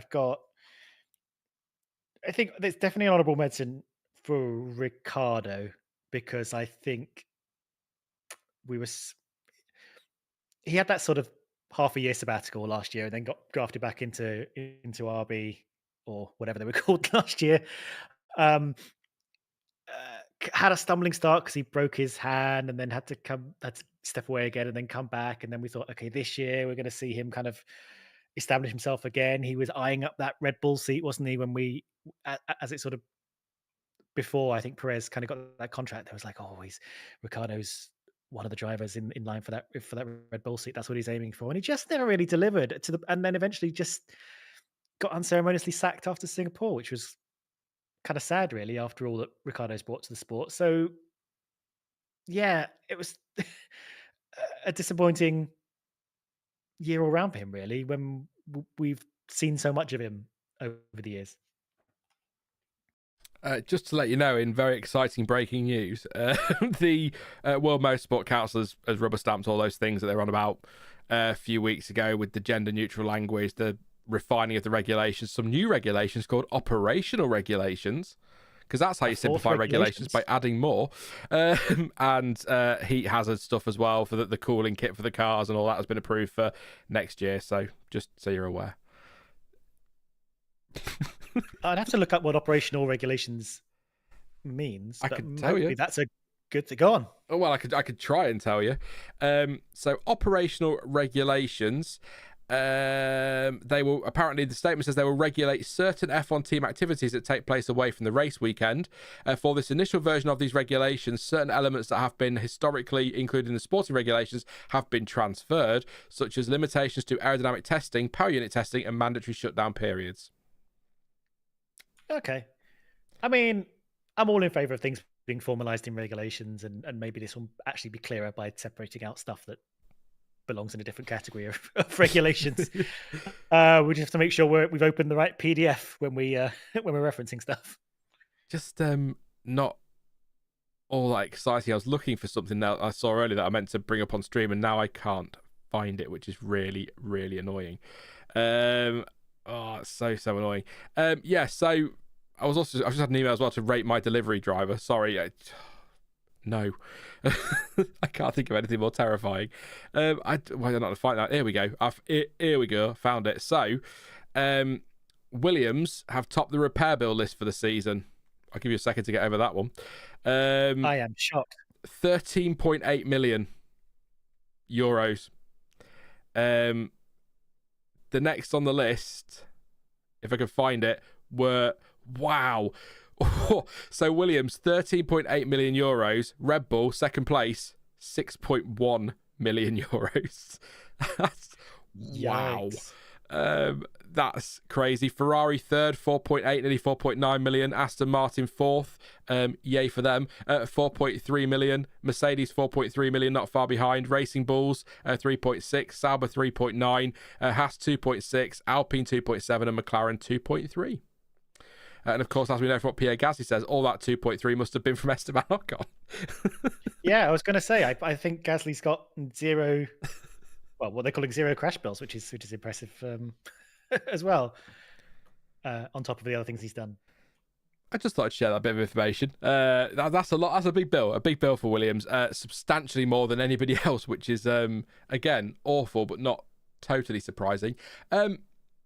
what we're where are we? Yeah. So all the questions I wanted to throw at you today. So we've done the negative ones. So go on then, chat, and Stuart as well. Who was your biggest positive surprise or whatever of 2024? Was it, a Lando Norris fighting potentially for a championship, or a George Russell coming through, or Valtteri Bottas being there?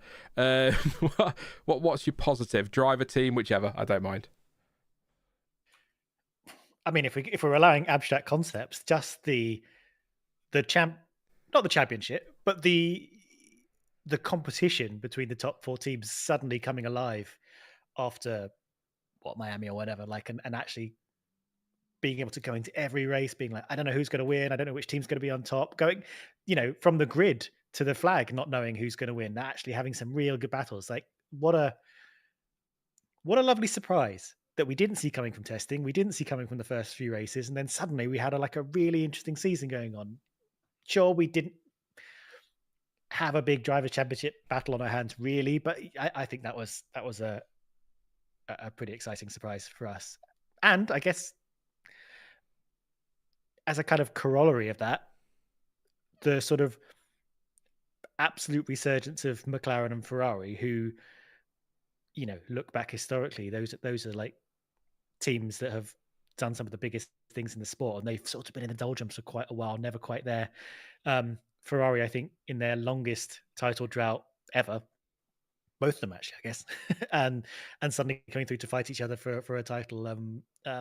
Really nice to see. Williams didn't quite join them; they're sort of the third team of that bunch, but maybe they'll get there. I think, in terms of driver, one of my most positive surprises this year was Nico Hülkenberg. Actually, I think we all know that he can deliver. Not podiums, but he can deliver everything else. And kind of good for Gasly to get 10th place, I guess, but sort of a shame he didn't make the top 10. But I think Nico Hülkenberg did a cracking job at Haas, so he's on my list of surprises. Ferrari as a team was a surprise. I didn't think they'd be anywhere near the mix. So to be, 14 points off the title in the end, I don't think is terrible. Although, again, you can go back and look at missed opportunities. It was really nice as well as a positive surprise to see the stewards be so really consistent with everything. Oh, no, sorry, that's on my other list, isn't it? Sorry. Maybe not quite. But no, yeah, you're right on the season. That was a real positive surprise. How quickly things turned, how competitive it was, the great battles we saw. Yeah, I think that's a really great shout to be fair, Stuart. But I think as well, I saw somebody say the rookies, Lewis is all the rookies performing well. Behrman, Colapinto before things got a bit crash happy at the end, but the pace he had. I think Doohan did all right in Abu Dhabi, all things considered. Nothing spectacular, but he did okay. And I think, grid's looking... The future is safe, in safe hands, sort of. But yeah, no, I think I'll go Hülkenberg. Why not? Yeah. As a bit of a surprise, and Haas as well. Throw them in the mix too. Yeah, if I'm gonna give it to a driver, see, I'd written this down, and I'm kind of fluttering between Sainz and Gasly because I think they both impressed in their own unique ways. I'm gonna give it to Carlos Sainz. I think he had a really good year. I think he delivered strong on track. His win coming back from appendicitis, which we didn't discuss, but that was pretty phenomenal when he was still sort of, I think as he described, half open or something. He was still like prone in bed till 3 days before that race weekend. And also, if you contrast that against what I said about Hamilton earlier on, where, they're both leaving their team, they're both obviously going to be starting to feel separation and not be as one with the team, and yet Sainz delivered from start to finish, I think, and could be really proud of himself for this season. So, I think is out of Leclerc's shadow as much as he's ever been in a season. So yeah, I'll give it to Sainz. Why not? I just thought, well, actually, I was going to ask for driver of the season. I think Sainz is a great shout, and also, yeah, the appendix. I mean, the pictures of him that weekend, he looked so unwell, bless him. And so to go away, have that surgery, then come back and win in Australia was just wow. But yeah, I'll give you a heads up now, Stuart. I'm going to read these ones now for the positive surprise. I'm going to ask you for your race of the season, because I was going to ask for driver of the season, but I don't like doing that because driver of the season is surely the world champion. if you want me to be really pedantic about it. So there you go. So Kevin says Colapinto for surprise this season. That's Adam, who I just read as Thatadam, said Ferrari. Pascal, thank you very much for your super chat, mate. He says my highlight of the season was Zhou racing in China, Leclerc winning Monaco. Oh, Leclerc winning Monaco, yes. And God, did I cry. And Hamilton winning Silverstone was great too. Looking forward to see what Bortoleto can do. Enjoy your holiday, Sean. Thank you so much, Pascal, for your super chat and for your support this season. Hopefully Sauber will be back positively next year. But yes, I'm on holiday next week, so thank God. But thank you, Pascal. Appreciate that. A few Long Island iced teas will be flowing, I'd imagine. Colapinto was a massive surprise a positive surprise until Brazil, says Moray. Lewis winning Silverstone, says Clanton. That's a good shout for a positive of the season. Neelish says for team Haas, for driver Gasly, ? Maybe. Zhou dragging that dog of a car to P8. That was I actually applauded him across the line when he did that in Qatar. Johnny says Haas, most people start the season questioning the point of them continuing. Absolutely. WizKid I will get it right eventually, mate. Says Zhou in Qatar. My positive surprise is the number of almost rookies for the season. Maybe it was due after the slim pickings recently, says Dell. Yeah, don't forget, we came into the season with no driver changes. We've had 24 drivers this year, so there you go. Jordan's gone with Lawson. Most surprising team is Cadillac, in my opinion, says Yori. Yeah, maybe getting a place on the grid for the future. Haas was a lovely positive, says Josh. Pascal says driver, Hulkenberg, team Haas, and all the rookies were not bad. Carlos was awesome, says Kevin. Carlos, fresh out of the hospital, is one of the goats, says Dell. Johnny Barrio says 0 appendices. Appendix. Yeah, why do I realize appendices? I just did. Williams equals plus 0.1 a lap. So there you go. Shout out to the ultra low field spread, and every racetrack is different. Why shouldn't decisions differ? Joke. Says Clanson. Fair enough. Williams appendix racing, says Pascal. Vest says my highlight was Lewis win at Silverstone as well. I was very afraid to be hopeful about it, but oh my god, it was just unbelievable. The emotions afterwards as well were quite something. But yeah, you can let me know in chat as well. Final question before we come to your questions, and then we'll wrap up for the evening and for the season on streams, by the way. This will be the final stream of the year. Your race of the season, Stuart. I think Silverstone has won quite a lot of polls, and I think for me, that would probably be up there as well. From an emotional point of view, as someone's already pointed out in chat, Monaco, but Silverstone was pretty bloody special as a race, wasn't it? Yeah, I mean, it was really great to see Leclerc finally win Monaco after what seemed to be a curse. I mean, I have to admit, I was going to give it to Silverstone. The emotions were strong, I think, but also it was a really interesting race. I think there were 3 different teams who were all in it at one point. There were some tactical decisions that allowed Hamilton to win. It sort of turned on its head a couple of times. It was a good race. We had lots to talk about, and sort of we got that kind of emotional kind of final duck breaking for Lewis Hamilton after a terrible few years in front of his home crowd. It's tricky because I mean it really was an interesting race. It just kind of maybe it looks like I'm going all GBR about it, but if you start singing Rule Britannia, I'm just going to cut you off. yeah, no, but it was a good race, and it wasn't sort of a race that was particularly upset. There was a little bit of funny weather, wasn't there? But it was like I would say Brazil was an incredible race, but it was a sort of like mad circumstances, whereas Britain was a little bit purer, maybe. I don't know. That's what I'm going to go with. I'm sticking to it. Yeah. See, Brazil. Well, it's getting shout outs in chat. There'll be a lot of people that say Brazil, but it kind of depends. Race of the year, event of the year, if you want to get really funny about it, yeah, probably is Brazil. But race, proper dogfights, really great racing between drivers, some great strategy play. It's hard to argue against Silverstone, but this, what I'm saying is chaotic races don't necessarily mean it was a great race, if that makes sense. Not great racing, I hope that makes some sort of sense. But Brazil kind of had that because you had Verstappen coming through, you had Ocon driving well, you had some battling in there, so it wasn't a case of everyone was spinning off and it was just pure chaos and that's why we got the result we did. It actually was a race as well. Does that make sense? Yeah. I mean, it was a demonstration of skill in very tricky conditions, and some people passed that and with flying colours, and some people did not. I mean, it was a great race. It was a great event. And I definitely wouldn't throw shade on any event where mad circumstances throw a spanner in the works and turn the race on its head, and everyone has to react to it. At all, I would never, I would never say that, because we always come straight onto stream afterwards and go, "What happened?" and talk for 3 hours. Only 3. Yeah, no, I know. Yeah, I'm glad somebody got it. That's fine. I'm not like saying it doesn't count, but it depends on how you want your racing, really. But yeah, we've seen chaotic races in the wet that are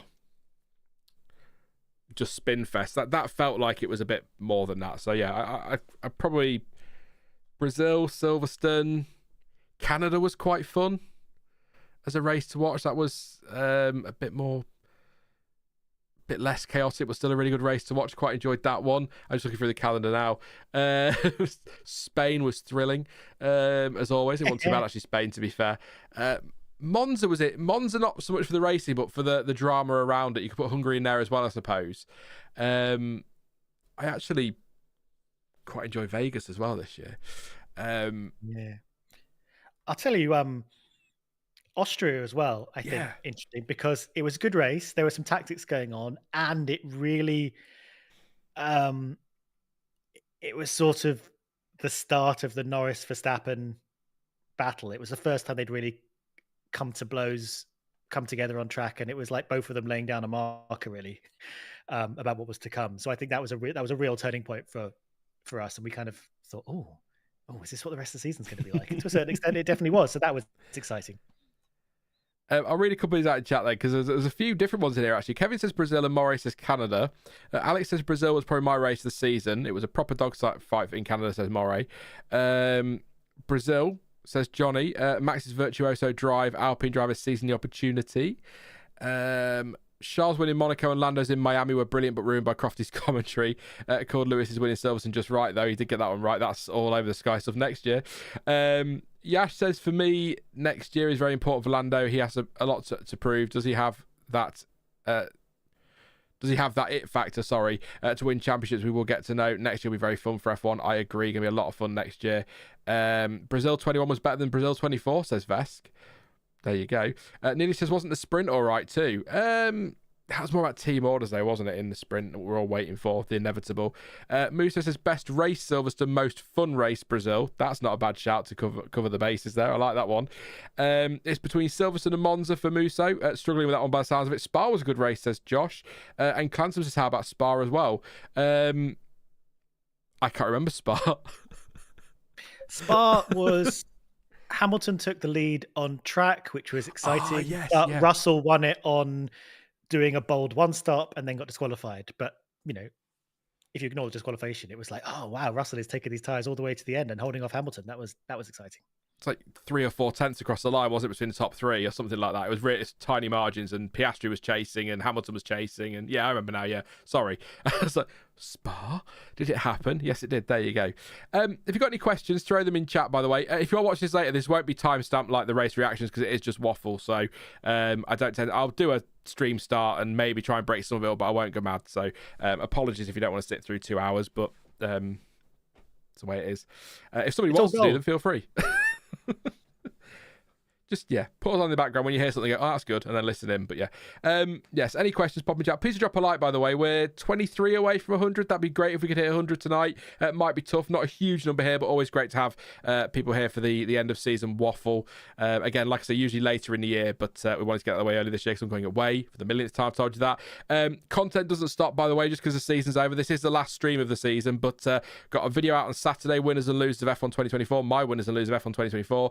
Then I've got a video on what happened to the 12 GP2 champions coming out while I'm away, as well as 10 F1 records that may never be broken again. That should be fun. And then a Lewis Hamilton video towards the end of the year as well. It's been fun making them, actually. Just a bit of evergreen content for a change rather than just focusing on the last 7 minutes.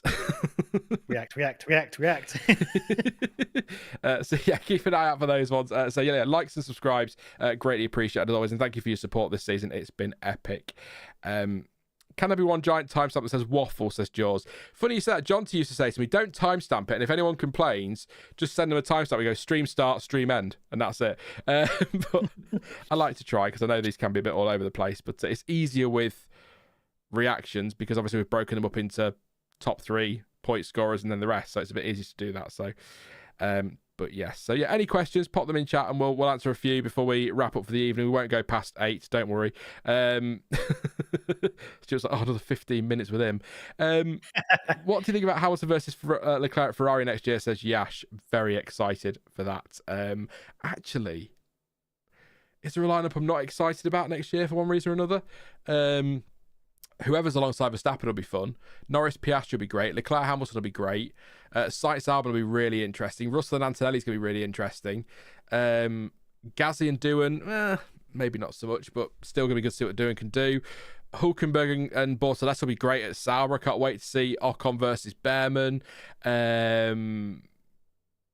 Yeah, there's quite a good few lineups. Like Hadjar versus Tsunoda or Lawson, or whoever's at the RB, could be a lot of fun. I've got some good lineups next year. But yeah, Hamilton versus Leclerc, that's the one everyone's going to be watching, isn't it? Surely. Oh, 100%. Yeah. And hopefully, Ferrari getting the car to do some exciting things with it. It'll be a shame if we got Hamilton, Leclerc, and Ferrari accidentally make a dud. I think it's unlikely at this point, but yeah, I'm excited for that. But yeah, lots of cool young rookies coming in as well. So that's good to look forward to. Sorry, that sentence fell away from me there. It's been a long year, did we mention? And hopefully, some point next year, Martin Brundle will stop calling him Mick Doohan. But don't hold your breath. I can see why. That's not a snark. Clearly, he's friends with Mick Doohan, and is used to saying that. But clearly, he must know Jack Doohan as well. If he's around Mick Doohan's house plenty. Anyway, yeah. And hopefully Alex Jakes will call the first lap of a title decider right as well. Could be quite fun next year. Lyle, thank you very much for your super chat. Says Lawson and Doohan will be the first 2 under fire. There you go. Early prediction from Lyle. Thank you very much, Lyle, for your super chat and for your support this season, mate. Appreciate it as always. But that's an interesting prediction.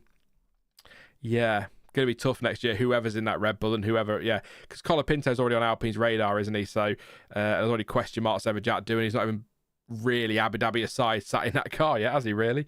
Give him a chance. Goodness me. Do you have any expectation for the livery reveal in February, says Jaws? Yes, it'll be cheesy as hell and massively cringe.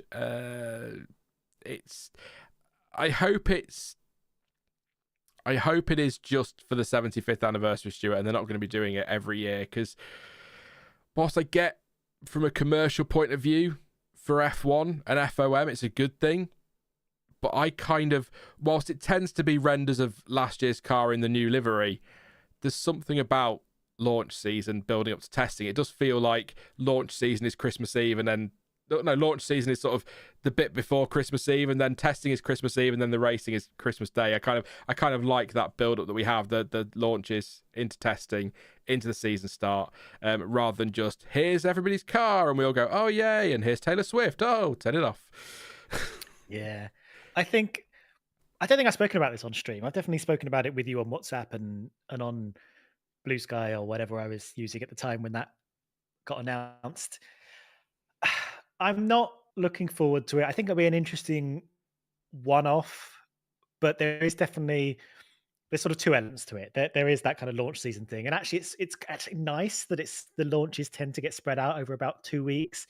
So during essentially dead air, otherwise news-wise, you'll get like a Ferrari launch and then a Red Bull launch and then an Aston launch, and we can and that day will be that team, and we'll talk about that team. We'll get the renders and we'll get the shots and whatever weird stuff they shoot at their HQ, and that'll tide us over for a couple of days, and then we'll get the next season. That works well. But also, I think stuff that F1 kind of curates to within an inch of its life for content is cringe as hell, and I think it's going to be a lot. It's going to be, maybe it'll be fun when you're there because you get to see people in real life and stuff, and there'll be an atmosphere and things. But let's be honest, when we watch team launches, the most boring part is listening to them waffle for 30 minutes. They'll play a weird little VT of like, a little montage of the car that you can't really see because it's all a blur, and then the thing will come back, and then we get to look at the car, and then that's it. As soon as we see the car, we switch off and we wait for the pictures to come through because it's all corporate speak, and I'm concerned 90% of this O2 event is going to be corporate waffle. They'll show you the car, and we're going to have whatever it is, 6 hours of mostly waffle and not much car. Sounds like an with a F1 lot word of, stream. I know, with a lot of weird cringe in between and stuff, and maybe they'll bring out that guy that does the announcing at Vegas, and I don't know. It's not my bag. Maybe it's the bag of younger viewers and stuff like that, but I think it might be a bit weird. It's the corporate waffle that if you watch on YouTube, just a chat going, show the car, show the car, show the car. That's all we want. Kirill says Sean needs the low-key reveals to make as much preseason content as possible. Yeah. To be fair, actually, I don't be serious, Kill, but I don't bother with launch content anymore because, number one, I don't know what I'm looking at. Two, it's not even a car that is going to be remotely representative of testing, let alone the season.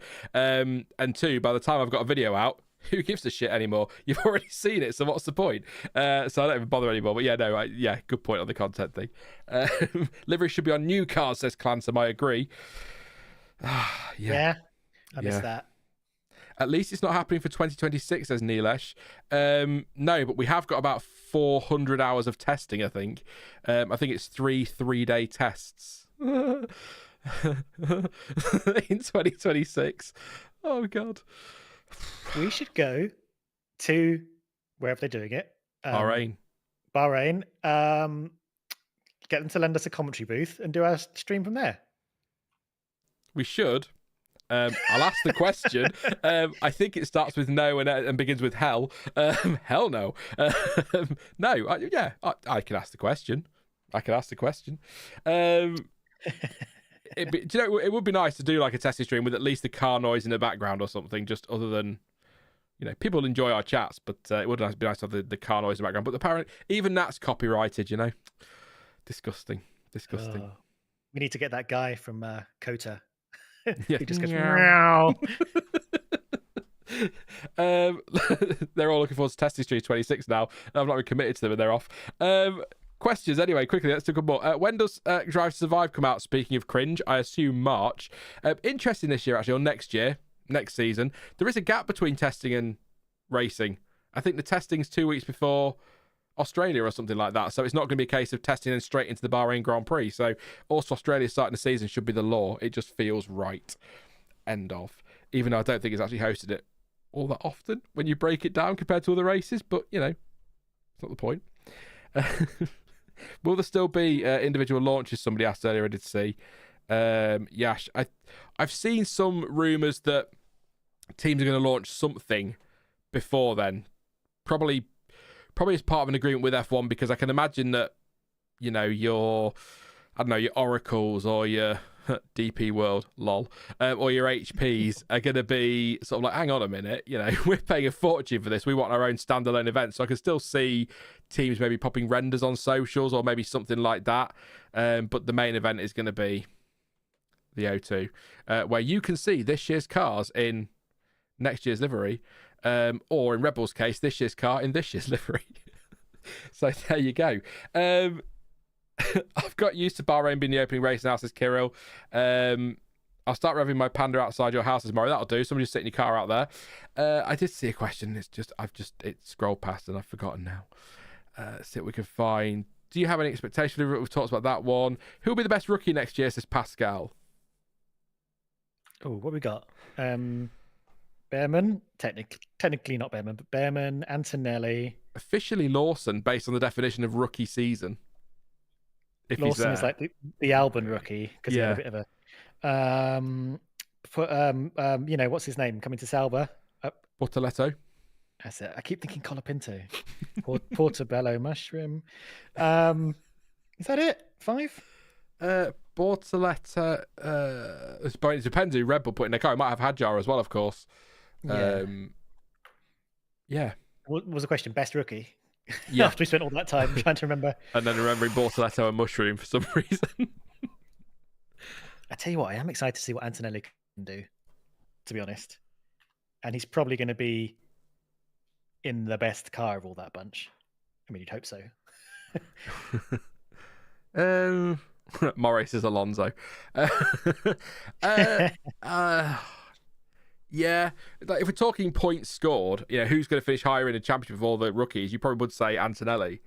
But I could see a Bortoletto delivering really strongly and then gets forgotten because he's in a Sauber at the back somewhere.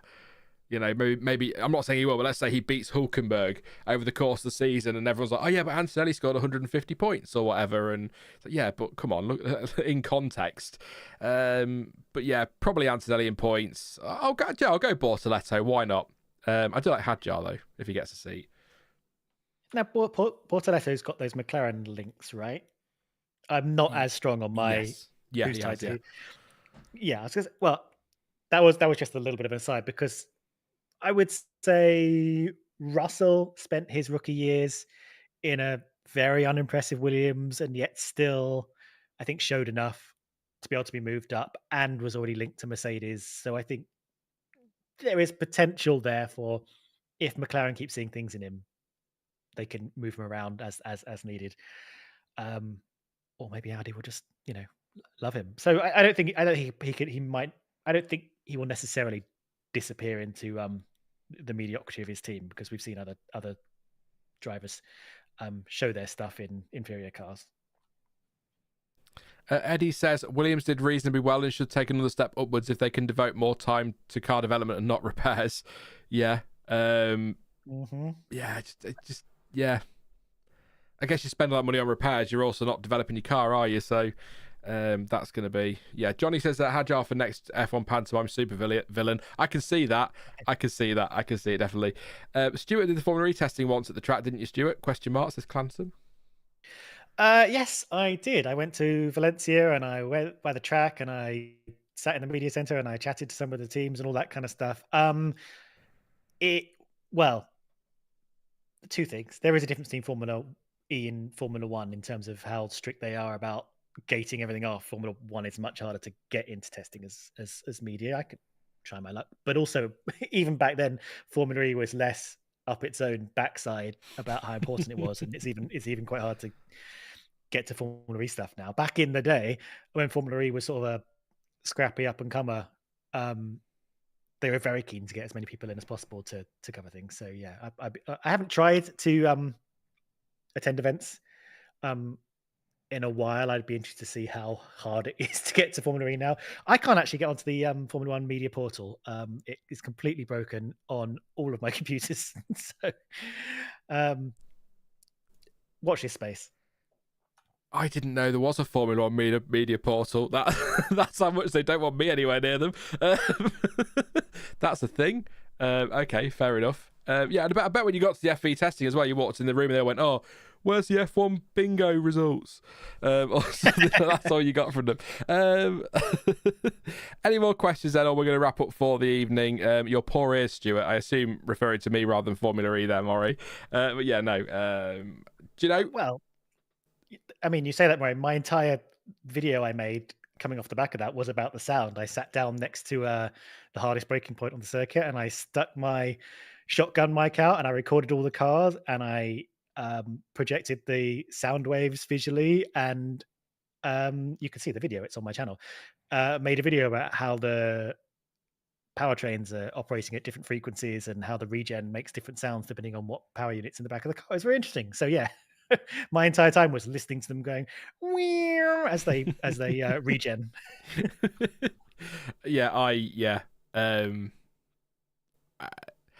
I saw a post yesterday about the first Formula E race of the season. I had no idea it was back.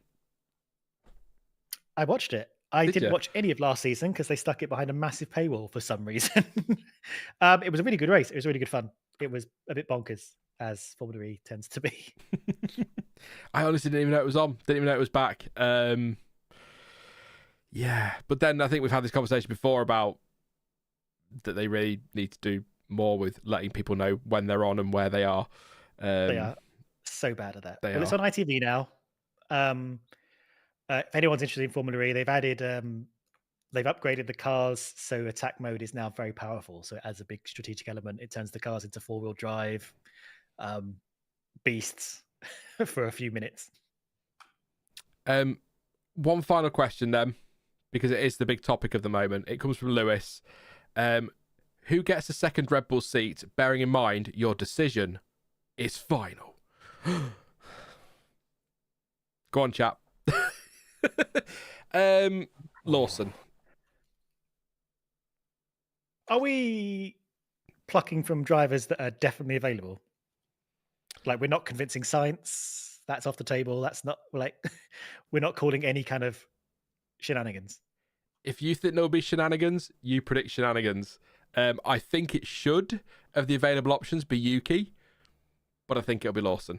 But I also think Sainz will be such a great story and thoroughly deserved, actually. I mean, I can't help but agree with all of that, to be honest. I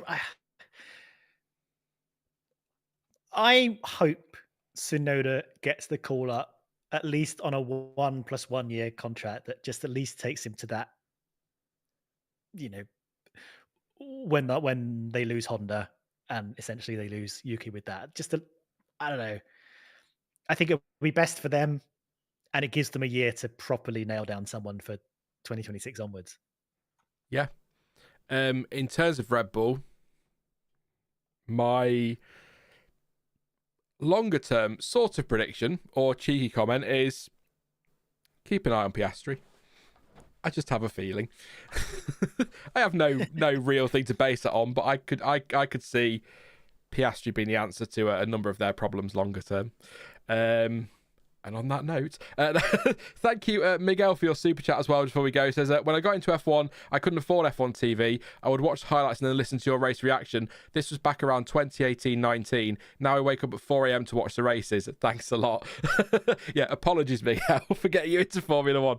No, thank you for tuning in, Miguel. It's appreciated as well. Thank you so much for your super chat. And yeah, 4 a.m. races, they're the best races. It depends where you are, though. If that's every race, then maybe not. But I quite enjoy the early morning races. So, yeah. Thank you very much, Miguel. I appreciate that one. Yes, that's it then, Stuart. We'll leave it there for this stream and for F1 2024. Unbelievable. Our last stream together, but, well, this year. I was like, what have I missed? What have I done? Potentially more. You don't know what your plan is next year, but I'm sure we'll chat again. Either way, maybe on stream, maybe off stream. Actually, I'm seeing you in January or February, whenever that is. We'll talk about that later. Yes, we do need to talk about that later. I've been asked to hurry that along, so I said Friday. Yeah, so I'll see you in person. Speaking of seeing you in person, this whole stream I've been drinking from my Hard Rock Cafe glass, which I got last time I saw you. Memories with that over familiar waitress. Yeah. Yes. Anyway, we'll stop reminiscing. We'll save these for the testing streams. Thank you so much, Stuart. Not just for staying for the whole season. It's been a lot of fun, and I know today was a bit waffly and all over the place, but it's kind of what we do, isn't it? So, very much enjoyed it. And here's to a cracking 2025, or McLaren rocking up and dominating comfortably and putting us all to sleep on a Sunday. If it's as good as this year, then I'll be happy, even if it starts with the way this year did. Yeah, thanks for having me on so often. It's been great chatting to you again, and hopefully more next season. And to everyone, have a good winter break. The season comes around a lot faster than you think, so take the breather while you can. Absolutely. Thank you so much, Stuart, and I'm sure I'll talk to you probably tomorrow, but yeah, I'll say it on stream so everyone hears me being nice. Have a great Christmas and a great New Year as well, and I'll see you in January. Bye for now. Bye, Stuart.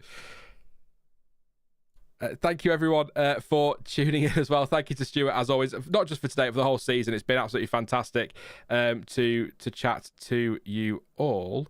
Just having a moment. Sorry, just there we go, sorted. Anyway, yes, that is it for this one then. Like I say, please drop a like. 6 away from 100 while I just round up for the season. And in the poll as well, you rated the season great, by the way. 50% of you, 42% said good, 41% said good, 7 okay, and 1% bad. Thank you for all your votes. But yeah, get some likes and to get us to 100, that'd be amazing. And subscribe as well if you are new. So very quickly, That is it for live streams, unless something massive happens, like Verstappen retires or something, in 2024. So the streams will be back in early 2025, and of course for testing, and then we'll be into streaming watch-alongs and all of that for the season, I assume. Nothing final on that, but pretty sure that's what's going to happen. There will be a video out on Saturday about 2 p.m. UK time, I think, looking at my winners and losers of 2024. A tricky one on there that I couldn't quite place, so I'd like your feedback on that in the comments, so keep an eye out for that on Tuesday. There'll be 2 evergreen videos the following week while I'm away, so do give them a click and a watch, and make sure to stay in touch, I guess is what I'm saying. There'll be a video after Christmas, probably New Year week now, or even Christmas week, late Christmas week, on Lewis Hamilton, I believe. And then we're ready to go for 2025. Thank you so much for all your support this year. It's been absolutely incredible. And also for your support on the channel changes with Planet F1 acquiring things, Planet Sport acquiring things in August and September. You guys were absolutely fantastic. So I hope we've shown you that there's nothing to worry about with the buyout. I'm still the same old Sean, and we're still here. So great stuff. Looking forward to the future. Lots of stuff to look forward to as well. Don't forget to follow me on social media. Next year I'll be doing a lot more on social, so follow me over there. We'll see what happens with X, but you can follow me on there at F1 Word. At F1 Word pretty much everywhere, I think it is now, apart from Instagram, which is the F1 Word for some reason. But yes, thank you so much for an amazing year. I hope you all have a fantastic Christmas as well, if you celebrate, or happy holidays if you don't, and an amazing new year. Here's to 2025. But as ever, thank you for watching. I've been Sean. This has been the F1 Word in 2024. And until next time, goodbye.